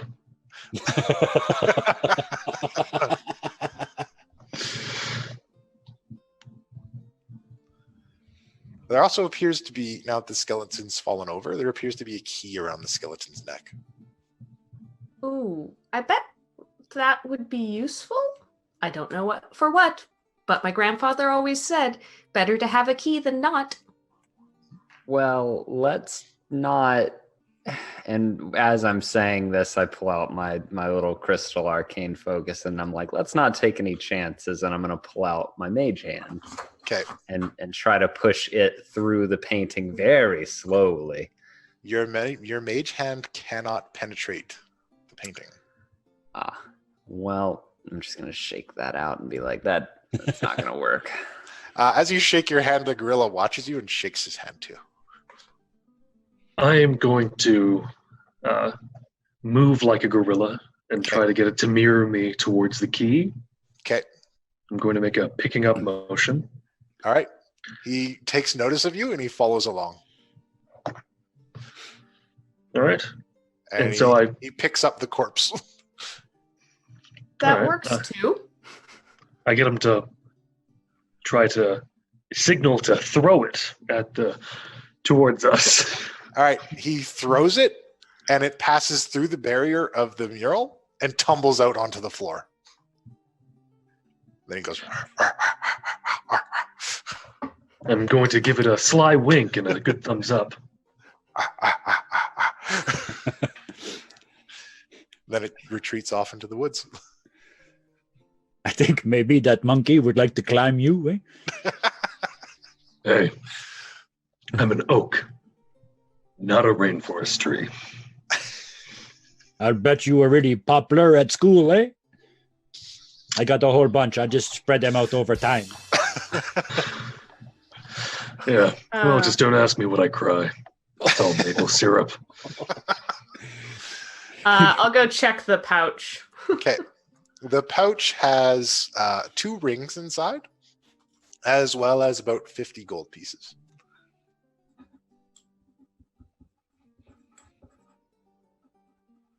Are the rings just like plain rings? Do they have a crest on them? Oh, they'll require some examination. May I move to examine the rings? I'll pass over one of the rings. I'm just gonna nod on or tap y'all on the shoulder and be like, maybe you should check for magic first. Oh, that's fair. I'll use I'll use Eldritch Sight again and Okay. see if any of the items on the sky are magical. The rings are definitely magical. The 2 rings, one has a nice little blue sapphire set into it and a silver inlay. The other one is a gold ring with a bright red ruby on it. Ooh. Now the question is, are they the make you really powerful magic or the chop your finger off immediately magic? Can I use can it? only see that they are magic. I can't necessarily tell what they are. Should we maybe check with Arcana? Good. See if that can help you identify these. Yeah. I'm busy trying to teach the ape to give everybody that comes into the room the finger. He's already gone, so you're like banging on it. Come back. I have so many things to teach you. With a 12, you're not able to discern the nature of the rings. All right. Am I also allowed to, or is that like a one and done? No, you could look. Everyone gets a chance. If you guys want to pass it around, everyone can get a shot at it. That's okay with me. That's a little bit better. So with that, you kind of push Richard aside. It's a good try. Let a real scholar take a look at these, and then you Not just take a look at them. tree man. You take a look at them, and the one ring is a ring of fire protection. Is it the Dibs. red one or the blue one? That's the red one. Okay. Man made of wood wants that. What a shock. Yes, please. I mean, it's wet wood, so it won't start easily, but once it starts, You're just going to fill the room full of smoke. And it's going to be disgusting. And the other ring is a protection from cold. So I'm going to share this knowledge with the others. Once again, Richard finds the information of the fire ring and goes, dibs. I'm just going to hold them up and be like, any objections? Because I'm fine with it.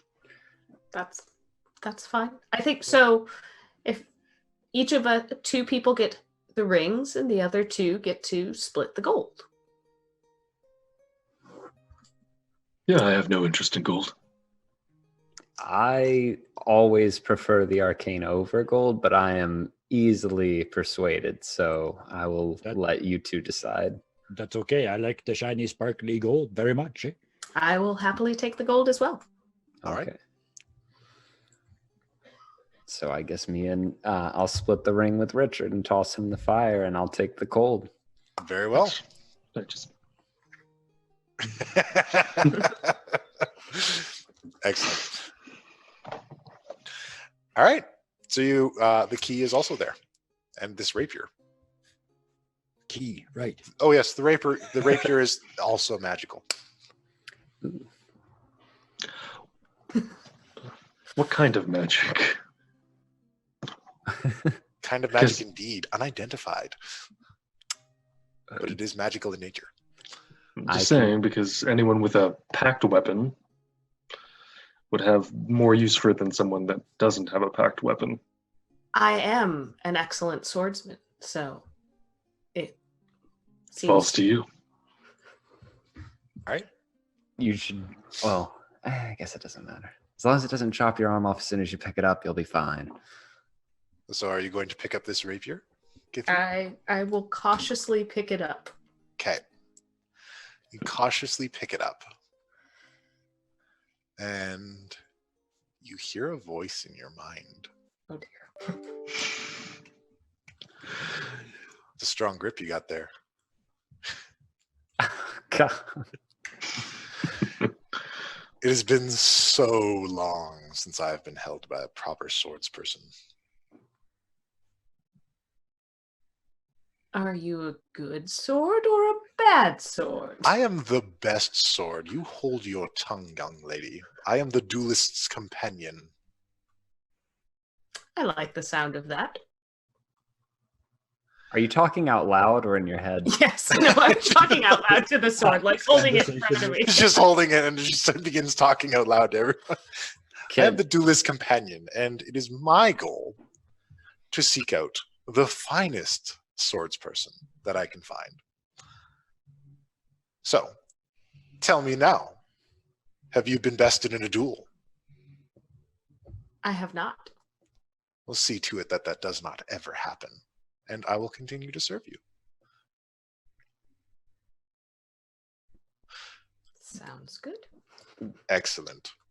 I think we will become good friends. What is your name? Kithri. Ah, excellent. I am the duelist's companion. It is a pleasure to meet you, Kithri.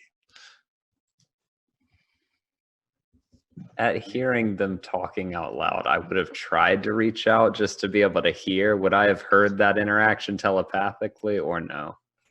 If you reach out with your mind, you do start to hear the sword as well. And I'm gonna just look to the other two and be like, it's legit. Hey, who's on- Damn magic. Who's on this line?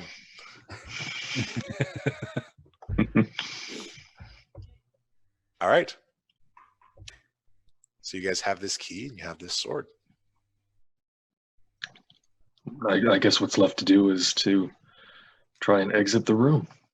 Let's go and see if we got the third light for this one, eh? There is a keyhole on the door now to exit the room. Well, that makes sense. At least we know what the key is for, right? Did anyone pick up the key? Or have we just left it on the ground? Is it still around the neck of the skeleton? Yeah, it's still just sitting there. Oh. I'll go and reach grab out. it. Just grab it off. All right. Keith beats you to it. She was closer. Yeah, she was right there. All right. I have a shorter distance to 3 reach. feet. Yeah, absolutely. You're just Closer to right the there. ground. All right. So you open up the door. Out into the hallway.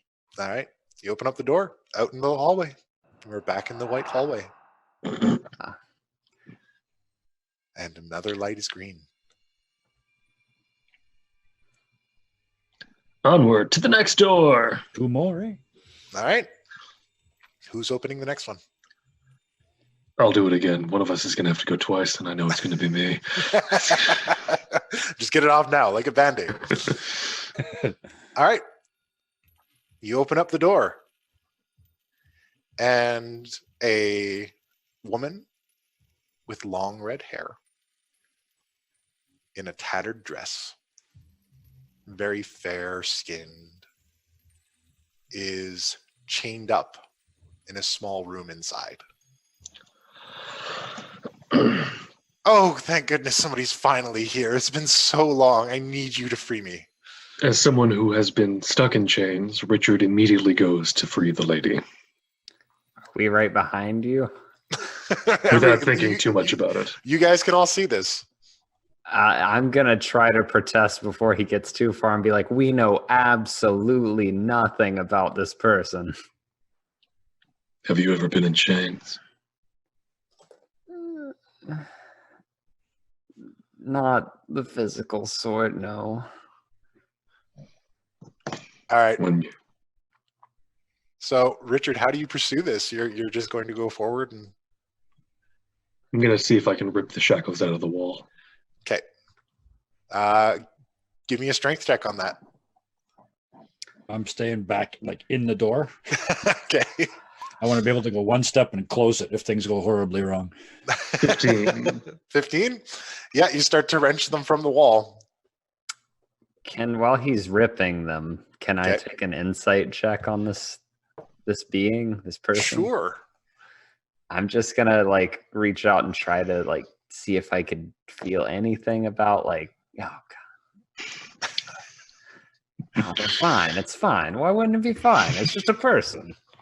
It's just a lady. It's just some poor girl who is likely perfectly fine and nothing to worry about. So, Richard, you have loosed the chains and you have freed this girl. And I know this is she's- going to end badly, but you know. Yeah, well, I mean, you stuck to character, and that's the important thing. And yeah, she thanks you emphatically, and she goes to give you a kiss. I move away out of worry of of looking at me and than anything else. She said, "It's okay, you're my hero. Please, let me give you some reward." I look to the others. If you want to give us a reward, perhaps you could let us know where a magical sewing kit could be. Oh, that would be in the storage and treasure rooms at the end of everything. Once you've passed all the tests. Excellent. Thank you. No problem. Happy to help. What is the answer to this test? I ask very carefully. She says, "Oh, you just had to free me." And she moves to try and give Richard another kiss. And Richard, you are more or less going to let her at this point, unless you make a Constitution or Will save for me. I'll do wisdom, Okay. because that's what. Did you mean wisdom or? Yeah, wisdom. Yeah, I always when I say will, I mean wisdom. It's a thing I do.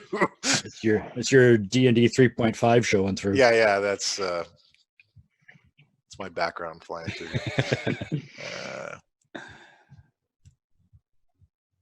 All right, and so how do we do on that? Not so great. You needed more than that. So she kisses you. Make a Constitution save. I am so screwed. Oh yeah, God no. Let's just hope it's not blight. No, but you are taking quite a bit of damage at this point. Is it visible? Can we see it? Oh That's yeah. what I'm saying. His skin pales and the life begins to drain from him. Okay, not so much fun anymore. And you take 10 necrotic damage as her kiss drains the life from you. And she sprouts wings and a tail. And it is clear that you are now dealing with a succubus. We made a bad choice. A bad decision was made. No one deserves to be in chains. As I'm slumped over on the ground. And you are also,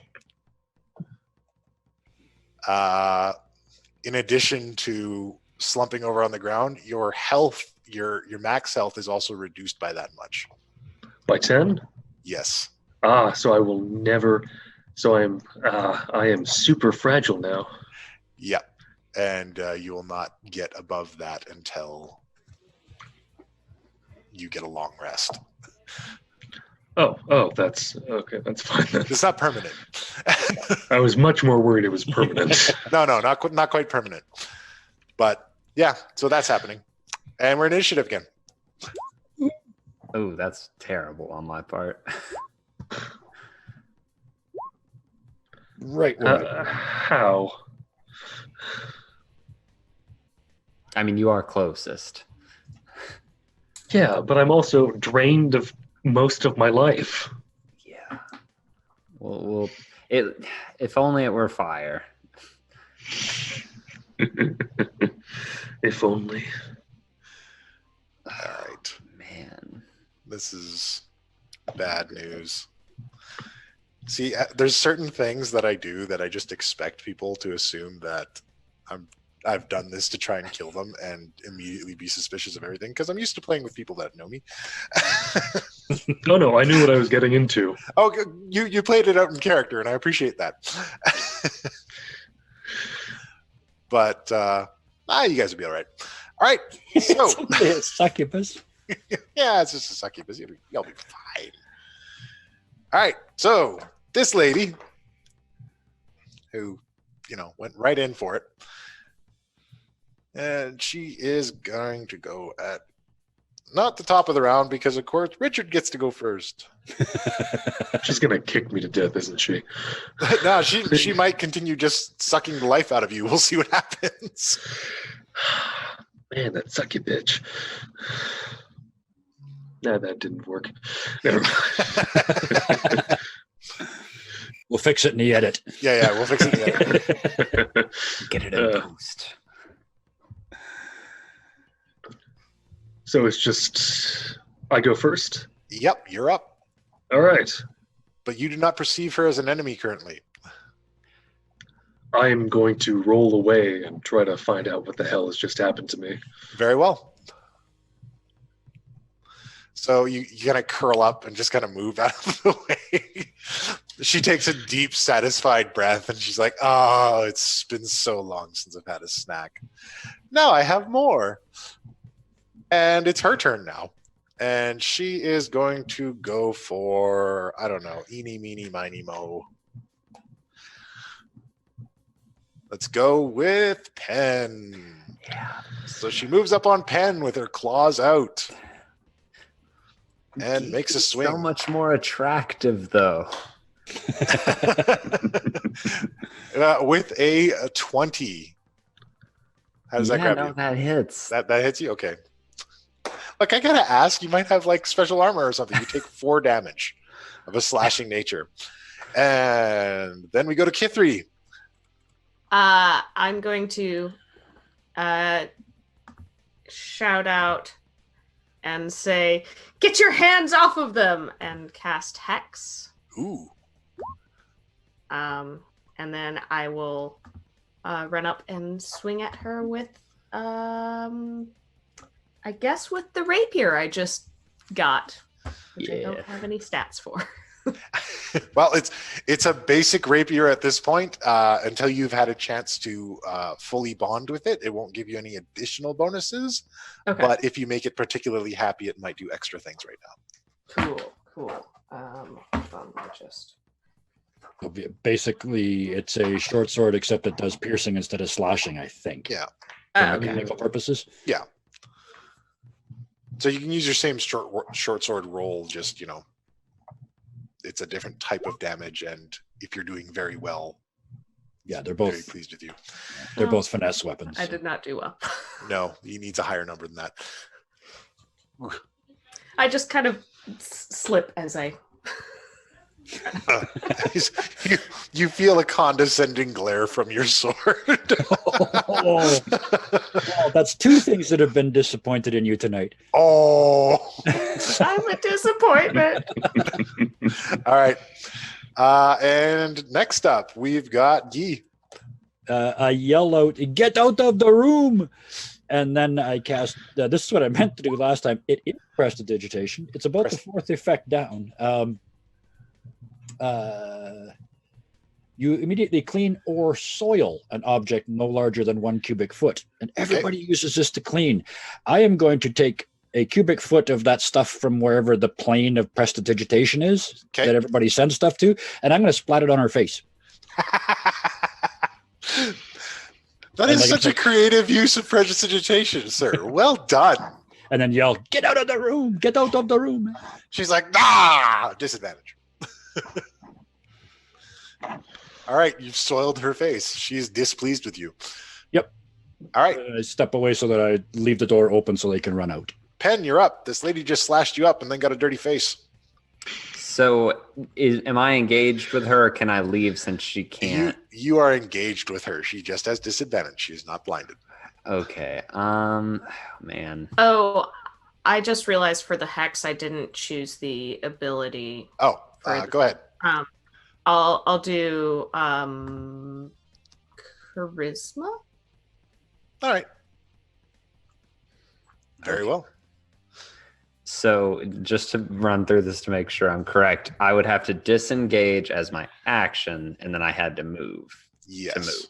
Could I because I believe Richard's on the ground, can I help him up as a bonus action, or is that an action? That is going to be an action because Richard is much larger than you are. Oh, okay. And made of trees. Several hundred pounds. Yep. Well, then I think, let me look at this to see if this is what I really want to do.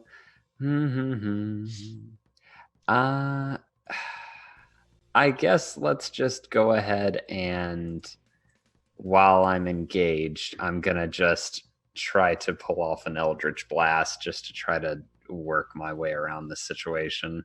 Sure. So that's going to be...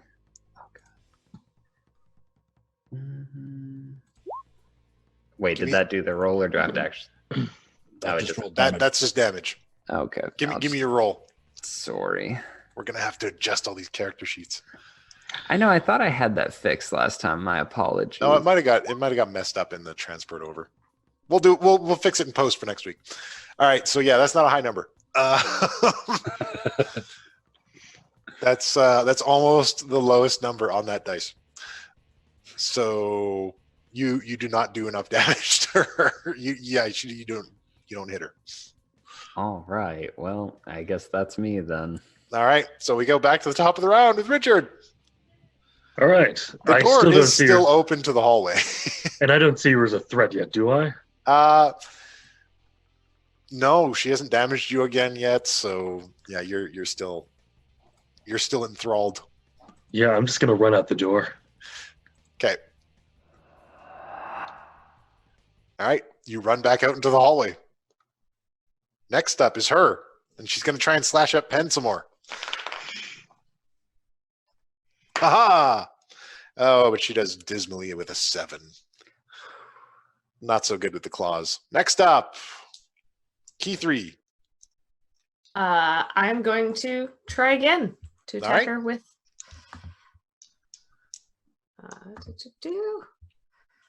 Go in and.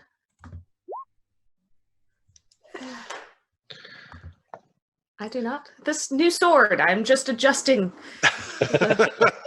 It's just like, wow.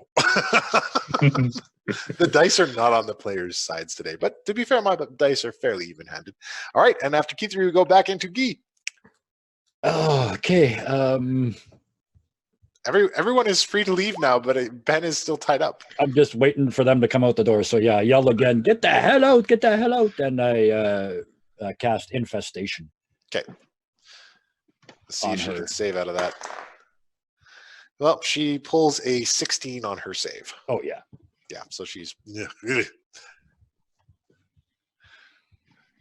And I look over at Woody beside me, because that's your new nickname. But at least one of you is smart enough to live to see tomorrow, eh? Well, Key 3 still has movement. If she wants, she can, bail out. Yeah, I'll run to the door. Okay, everyone's left Penn behind.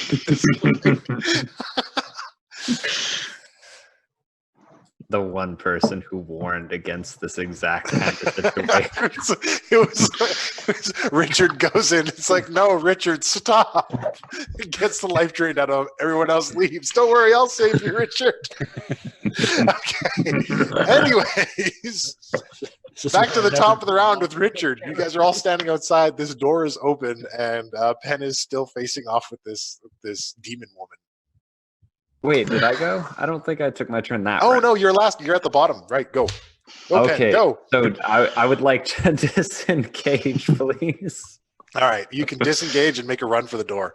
I'm going to do that. Please. All right. As you do that, she moves to chase you. All right. So after he gets out the door, what are you guys going to do? Slam the door. All right. You slam the door and her screams are like, no, I won't be trapped. The door closes and you can't hear her anymore. And another light hits green. I am slightly sorry. Why would you be sorry? We got another green light. I don't know who to be more disappointed in this conversation. I think today it is key 3 we are all disappointed in. I wasn't the one that let free a succubus. That's what that was? Jesus. Yeah, you do not feel well. Can I vomit tree bark onto the floor? You certainly can. Lovely. Reaction. And like your tree limbs are like withered at this point. Like the bark has turned gray. I have a question Sure. because he just threw up. Yeah. Are the parts of him that are made out of tree, is that kind of considered like construct? Not necessarily. This is a different kind of setup. Okay, then They're similar to like a treant. okay, I'll just pat him on the back then and be like, I can't mend you, buddy. I'm sorry. No, my insides are mostly tree. I need a botanist. So maybe you should not go first through the next door. Like I said, I knew someone was going to have to go twice. All right. Next door's up.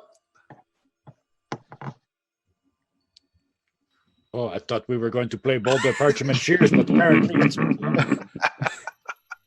Okay, watch this. Super brave. And I open the door and just kind of jump back. All right. You open the door and jump back, and there is another hallway out in front of you with kind of cobblestone pillars. And at the end of this hallway, there is a statue of a roaring dragon. And beneath this roaring dragon is a small pile of treasure.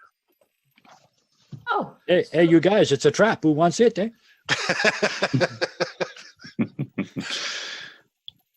How deep from the doorway is the hall going down? Like, how far is this pile from us?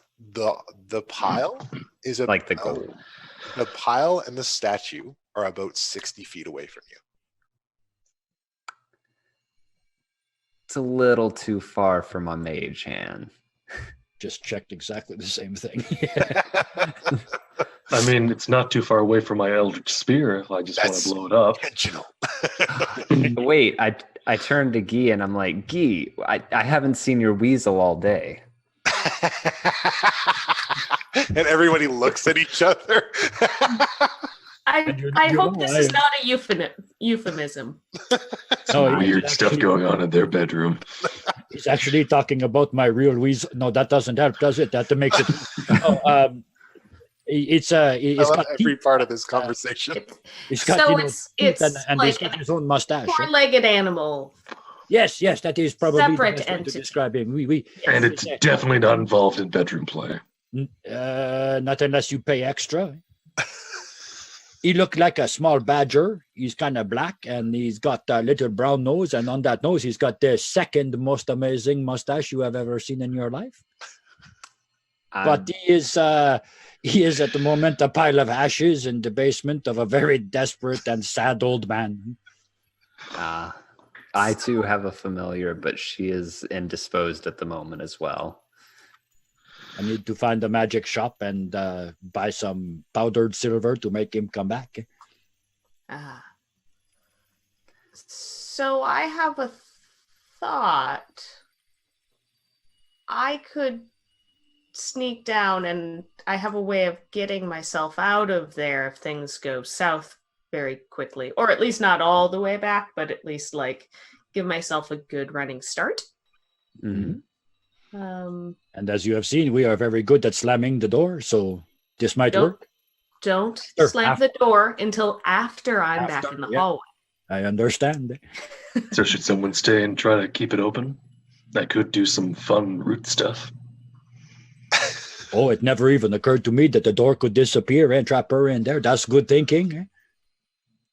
All right. So what's the plan? I'm going to carefully make my way towards the pile, and try and see if there's like any trap set up on the pile. As you make your way to the pile, the roaring dragon statue expels a incredibly hot, incredibly powerful stream of flame directly down the hallway at you. Make a dexterity save. Oh, fun.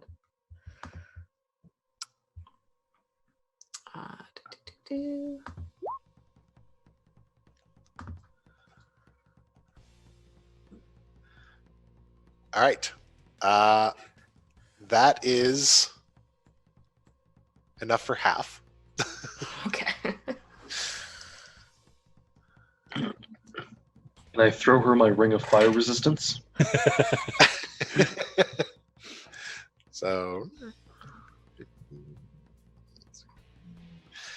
So you take 11 points of fire damage.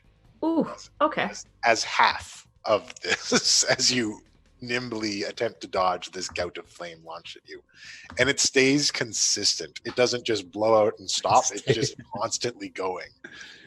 So Maybe you need try another room, eh? You need to tell me how you get out of this. I am going to cast Misty Step.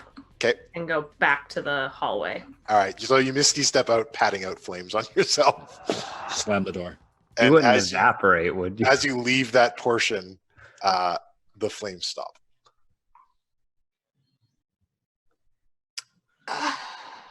I'm going to turn to Richard and be like, well, this looks like a you thing.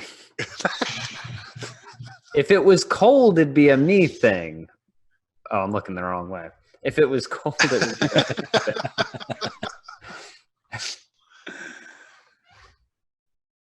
The other option is there's about 500 more doors in this hallway. You could That's try another door.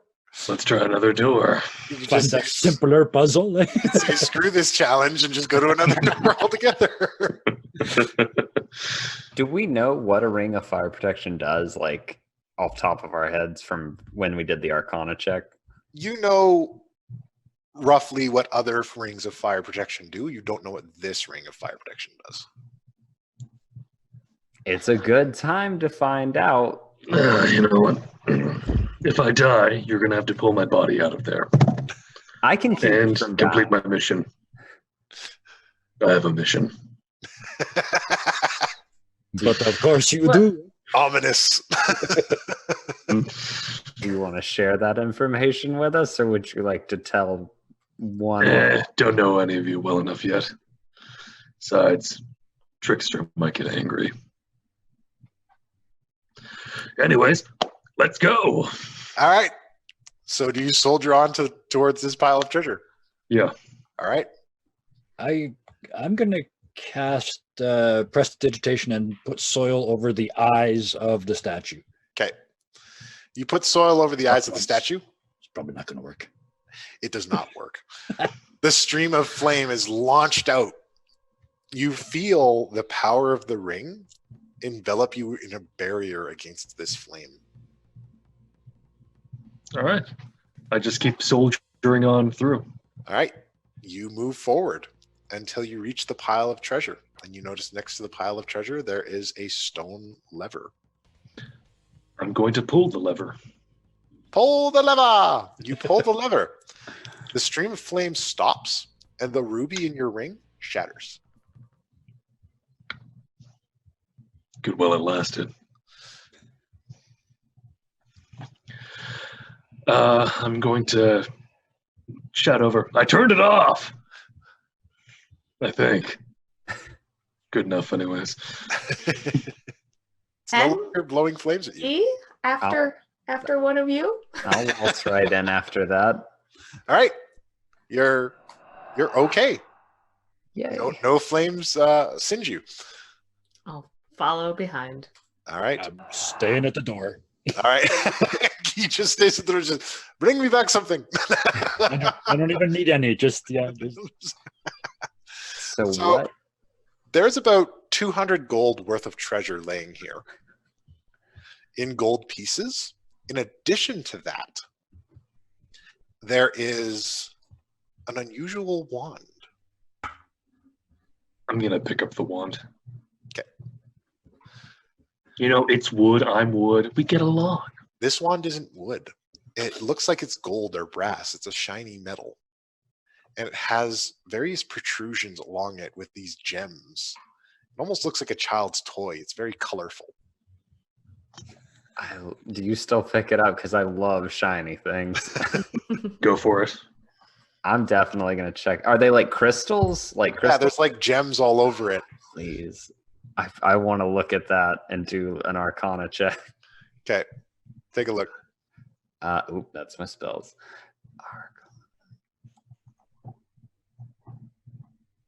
All right. So with your Arcana check of 13, you're pretty well read. You've read up on stuff like this. You think this might be a wand of wonder.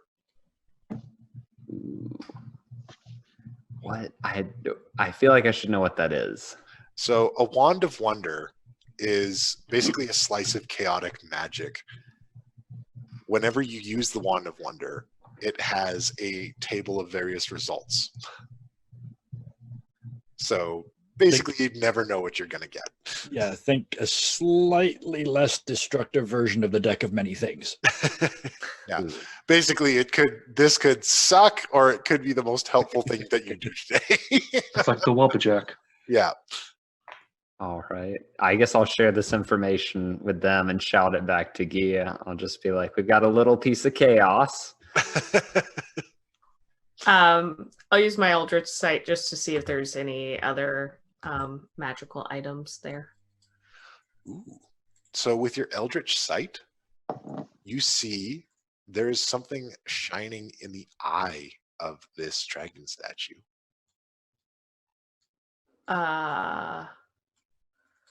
Hey, Richard, do you want to give me a boost up? Do you want a boost, or do you want me to just grab it with tree limbs? I mean, I guess you can. So up in the eye, Yeah. I'm getting something magical. If you want to try and grab it. I'll grow out my hand to be long enough to grab whatever's in the eye. Okay. So in the eye, there is a small gem. And in the gem, you see this swirling flame. And it almost like presses against the sides of it like it's trying to get out. All right. Would you like it? Sure. I like Alright. gems. It's pretty. All right. All right. I'm going to do an Arcana check on the gem as well. Very well. Oh, that's wonderful. Oh, yeah, that's really good. You're familiar. There are spells that are occasionally used to contain elementals. You feel like this gem likely contains some kind of fire elemental. All right. And if you're not mistaken, you're thinking it might have been powering the statue. I am going to relay this information. Good to know. So I won't let it out when it's near you. Please don't. My ring broke. That's so cool.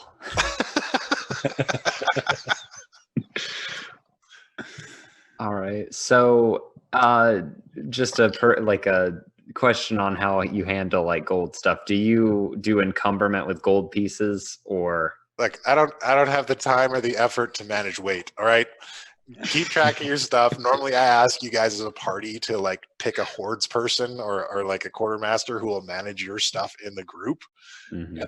And then that way it's just you always know how much you guys have, and then you're not having to manage it on individual sheets, and you guys kind of have a communal thing.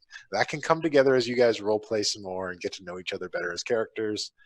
But for now you can keep track of your own stuff. Yeah, the sheet we're using actually keeps track of all of it. Yeah, there we go. Including your gold. So if you add gold, it adds tenths of a pound. There you go.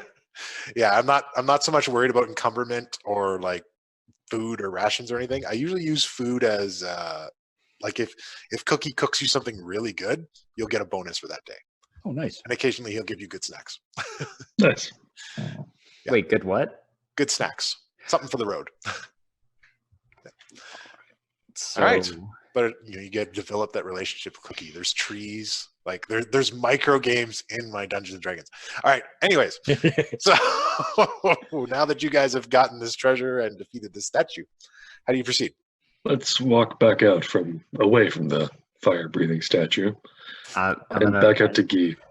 as he's walking out, I'm gonna be like, don't you want, like, we could each take about 50 gold and be good. From the gold pile? Yeah, because there's 200, right? Why not? I'm gonna pocket 50 myself, and I'll right. carry 50 to Guy. All right. I'll take 50. I'll put 50 in my bag. All right. Well, thank you. Eh? You might have to buy things like fertilizer and potting soil. Anyway. Familiars. Ha ha!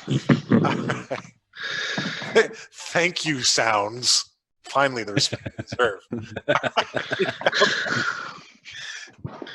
All right, you head back out, and the last light goes green, and the hallway contracts very quickly until there are 2 doors in front of you. Are they identical doors? They're double doors. Okay. So, sorry, I should probably just No choices. no choices. I mean, we obviously have to open them both at the same time, though, like thematically Right. or theatrically. Just putting it out there, I am not opening them first. Somebody- Neither am I. Okay. Play the theme song, and we'll bust them open, and we'll walk in like a crew. I mean, I'll take lead if need be, because I know Richard's ring broke, and I feel like I kind of pushed for that. But we did get a lot out of it, so. But yeah, I'll take lead. You know the start of Reservoir Dogs when they're all walking down the alley in slow motion? Yeah, just like that. Oh, I was thinking Not the breakfast conversation. That's a totally different scene. In my mind, I was playing Brooklyn Nine-Nine, the scene Jake is just being like that. tried. Just Enya playing. You're walking through the door. All right.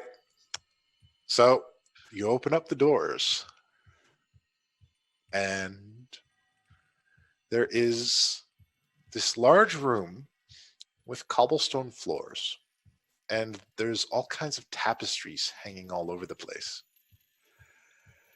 And there is a older woman sitting at a chair, working at a loom. She's pulling threads and she's weaving things back and forth. Has she noticed us? She has not. I have an idea. I'm going to turn to the others and just be like, I can try diplomacy. That would be a nice change of pace. Talking to folks is always a good first route. And then we can go with stabby. Let's see that. I'll stand behind. No need to make her more freaked out by 4 people than 4 people with one very weird eye and a terrifying scar everywhere. She has her back to you, and you can tell she's a bit short, and her hair is very long and gray, and she's wearing a collection of cloths and scarves, and she's just working away at this loom. Okay. I'm gonna say okay. And before I get into what I'm about to do, I would like to preemptively cast take some water out of my skin and pour it over me and cast Armor of Agathis. Okay. So I'll just go ahead and do that. well. And then is there a way to do a charismatic, like a charisma imbued like salutation? Like, or would there be any point? Why don't you tell me, paint a picture for me with your words on how this charismatic salutation sounds, and then make a roll, and I'll tell you how much of that lands. Okay. So I'm going to say, we see this woman. Okay. And we're going to walk in, and I'm just going to be like, salutations. We have come from so far, for we have heard of what a miraculous place this was and what wonderful work you do. And we're actually trying to mend some universal cloth ourselves. And I'm gonna just kind of approach gently as I do, not to invoke any kind of fear or whatever, very, openly come around the side. And I'll roll that, and it's with a +4 because that's my charisma. Okay. So that's pretty good. It lands basically as you said it. It's you're very charismatic. You're very, just like, hi, Grandma. How's it going? Everything's good. We're here to see you. This is a wonderful place. She continues her work, and as you approach around her, you see that she has no eyes. I saw that coming. Grandma, what no eyes you don't have?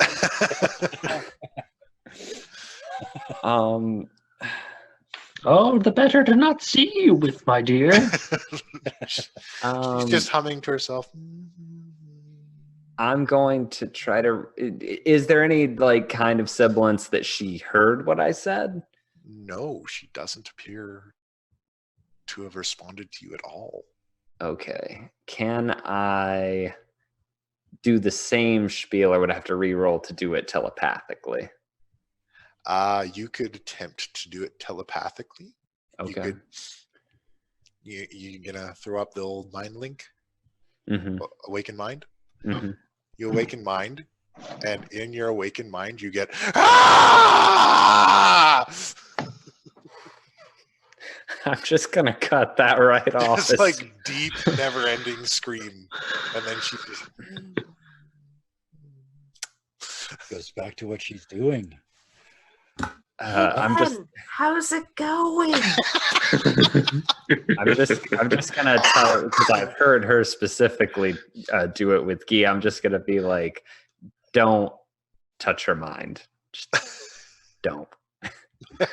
Good call. Can I peek into the room and use Mage Hand to try and stop the loom?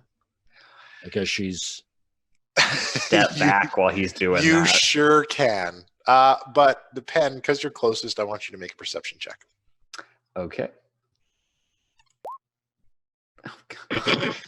this is where Nope. I accidentally I'm kill still Pen. hearing the screams. Like just. You don't notice anything. So you're using Mage Hand and you're attempting to grab the piece in the loom? Yeah, stop the loom from working. Okay. You stop the loom from working. Her hands keep going, but she's not getting the pieces anymore. And she kind of collapses at the loom. And then everything begins to shake. Searcher, let's find it and get the hell out.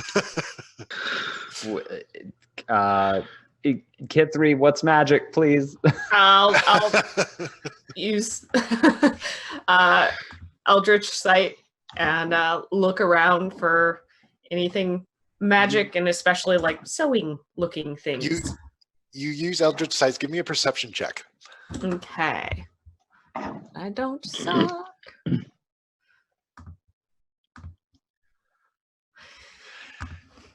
So I'll tell you what you do see. You do see that the tapestry that she's woven comes out from the loom and like piles up and bundles up around the room. And it has begun to burn at one end and is now coming up on everything. And as it does, you look behind you and you see portions of this place are collapsing, doors are appearing and then folding in on themselves and then disappearing. Let go! Let go! I'm patting her down. Okay, give me an investigate check. And anyone else can roll a perception right now because this place is coming down. Everything's shaking and this place is coming apart.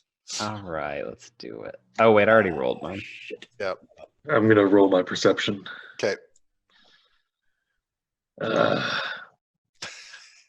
Damn it clicked twice. I'm so sorry. Well, I'm going to have to give it to Guy because he's got the best investigation. You're patting her down, Guy. She doesn't have anything on her, but next to the chair, there is a small bag. That's enough for me. I grabbed the bag. I got it, and start running back the way we came. Just That's legging the it way I out, know. Yep. out the door. Holding it up in the air, waving it so everybody can see it. I got it. I got it. All right, so you guys see Guy grab what looks like an old lady's sewing bag from next door, and he's like, I got it, and the whole place is starting to cave in on itself now. An enormous boulder comes down, crushes the lady in the room and the loom, and there's just light pouring in from where the boulder came down. So paint me a blood picture. Is it more of a splat or a fine mist? Neither. It's dust. Oh, shit. I just ended the world. Let's time to go. Sorry for ruining your loom and run All right. after me. Who is running? Guy is running. Key3's running. I'm running. I'm thinking just a second. This tapestry, it's burning at one end, but there's still a lot of it left, right? Yeah. Is there any chance per se that like really quickly as an action I could cut out like maybe a foot or two segment of it and just grab that and go? You could try. All right. What would that entail? Make a... Oh, how do I want to do this? What skills? What skills? What skills do you utilize to do this? You're doing it quickly. Wouldn't dexterity work for us? Yeah, paint me the picture. I want to go to dexterity, but paint me a picture on how you do this. I'm thinking that to me, this is more of my researcher just surging through. It's just more like I need to know what this was because this is a material that theoretically held this entire place together while also continually being built upon. So I need this for like research and for further. So like in my mind, it is a physical thing, but it's more just like something inside me knows like, this is important, like for knowledge. So and what sharp implements do you have on you? On me, I have a hand axe, I have 2 daggers, I have a small knife. Okay, so here's how I'm going to flavor it. You get the daggers at the ready, then you charge over, one hand to grab a piece, another one to cut it off and make way for the door. I want you to make an athletics check for me on how quickly you do this. All right. Not quickly. Not too quickly. That ice is pulling me down. That's not super great. All right, make a dexterity save now. All right. Now, remind me, saves are the same. You just roll dex, right? There should be right beside your stats. There's a little box. Yeah, there should be a little box for saves. Oh, there we are. Oh God. Oh, that bodes poorly. Wow. All right, so you are hit with falling debris. And you take 10 damage from this falling debris as you rush to go cut this piece off, and it knocks you off your feet. Okay, so I'm going to say, because that was all of my armor of Agatha, so I'm just going to say it hits and that armor just shatters and spills to the floor as I fall. Yeah. All right. You going to get up and make a run for it, or are you going to try and make another go? Oh, did I get it? Or did I? No, you didn't get it. You got knocked off your feet going to get it. Oh man! Looking around really quickly, is the room is it still like? This is not a place that's in good shape. It's coming apart at the seams. Okay. Man. All right. I'm just gonna. Can I just pull a thread and cut it? Like would that be something? Make another check for me. Which would that one be? Same thing. All right. So we'll do athletics and then. I'm so strong. I can't even pull. You're gonna die. All right, you know what? Try again with acrobatics. I'm gonna give you one more for acrobatics. To see better. Is your dexterity any better? I don't think it is. No. But we'll see. Episode mulligan. No, it's exactly the same. Okay. It was fated to be. Make a dexterity save. More debris coming for you. All right. Okay, that's a 14. So yeah, you managed to get out of the way of the debris, but it kind of blocks your path, and you can't get at these threads. This is probably for the best. I finally like something snaps in my primal part of my human brain, and I'm just like, I need to go, and I just sprint off. We should leave.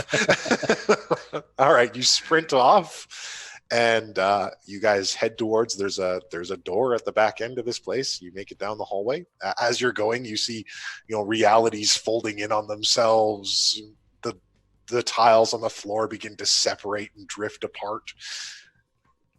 And you guys all make it to the door, and you tumble out onto these ruins in the hilltop. And as you do, this archway collapses in on itself and seals shut. And you're outside. I look at Ben and say, "That's 2 times that happened to us, eh?" Back in the prime material play. Talk about making it by a thread. Oh. If that was open, I'd push you back in for that.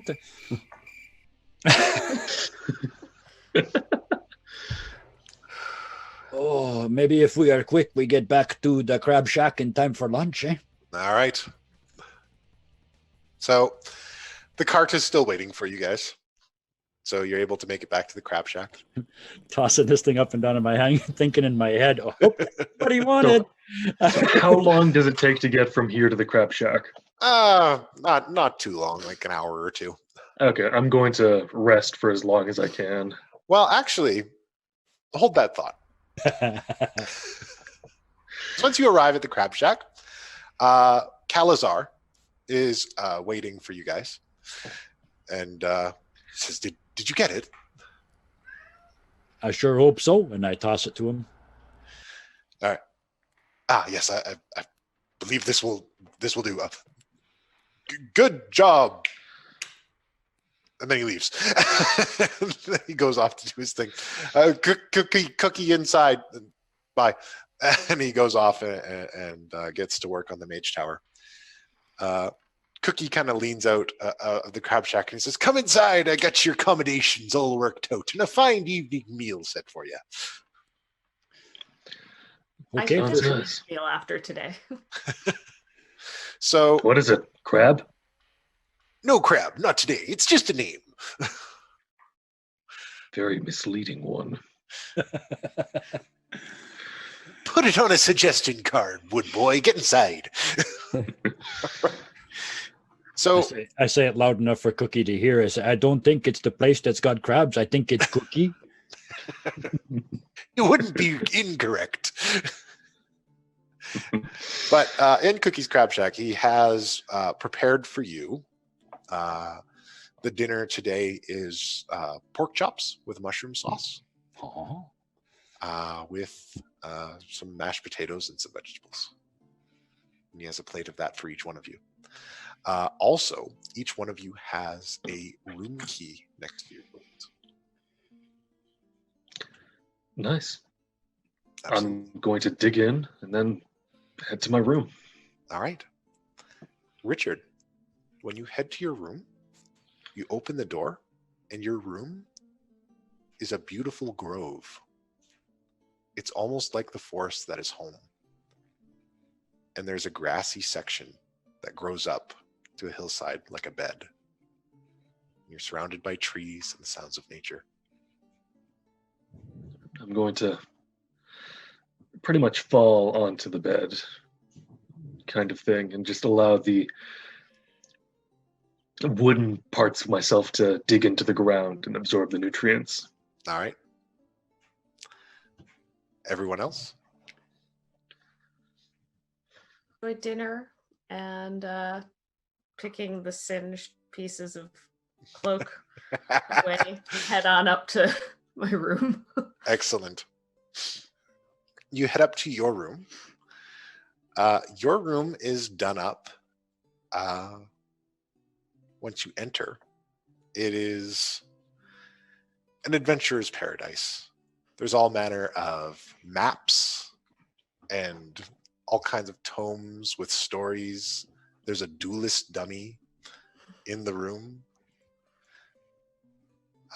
And just all set up. Everything's perfectly halfling sized for you. And you notice next to the bed there's a small pouch of gold with a note that says thank you.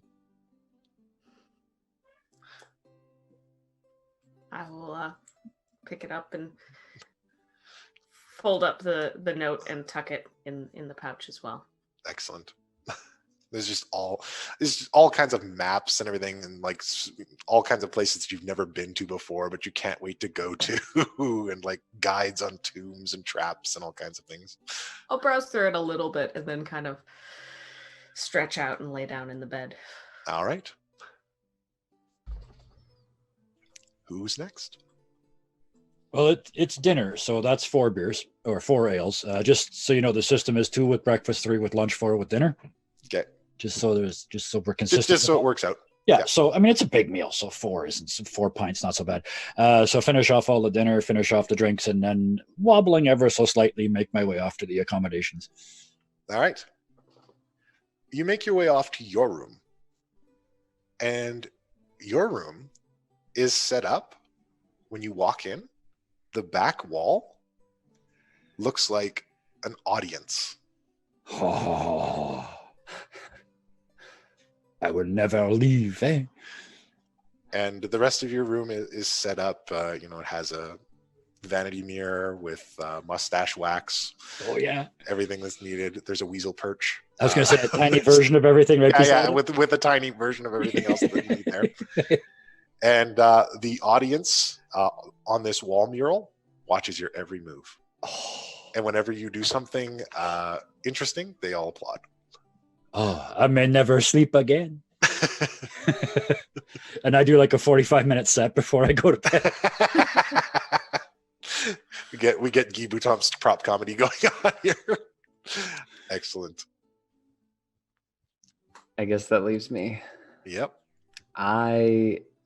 I'm heartbroken. I'm not gonna lie. That was something that I would have loved to have studied and learned more about. But all in all, there was a lot of magic gained today. So I'm gonna kind of stir at my food, but eat it, and then kind of mope with my head held low up to my room.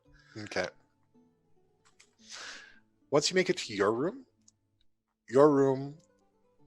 has a rotating bookshelf, like a study, with volumes and volumes on ancient deities, eldritch magics, interdimensional arcane studies, all these kind of things. It makes up for everything that happened today. And there's a nice study desk set up for you. I'm gonna take a few books along with my Book of Shadows and just kind of curl up with them and fall asleep, just kind of cuddling those after reading through a couple, just like. All right. And that is where we will end today's session. Oh, great session, Puck. Nice job, man. Nice job. Thanks so much for joining me, guys. Looks like our new heroes are starting things off with a bang. Will they be an opposition or an adversary, or or people that are like on the same side as the rest of the people? Stuff like that. It's called an ally, Kashano. Jesus Christ. It's not a word we're familiar with. Find out next time on Too Many Warlocks.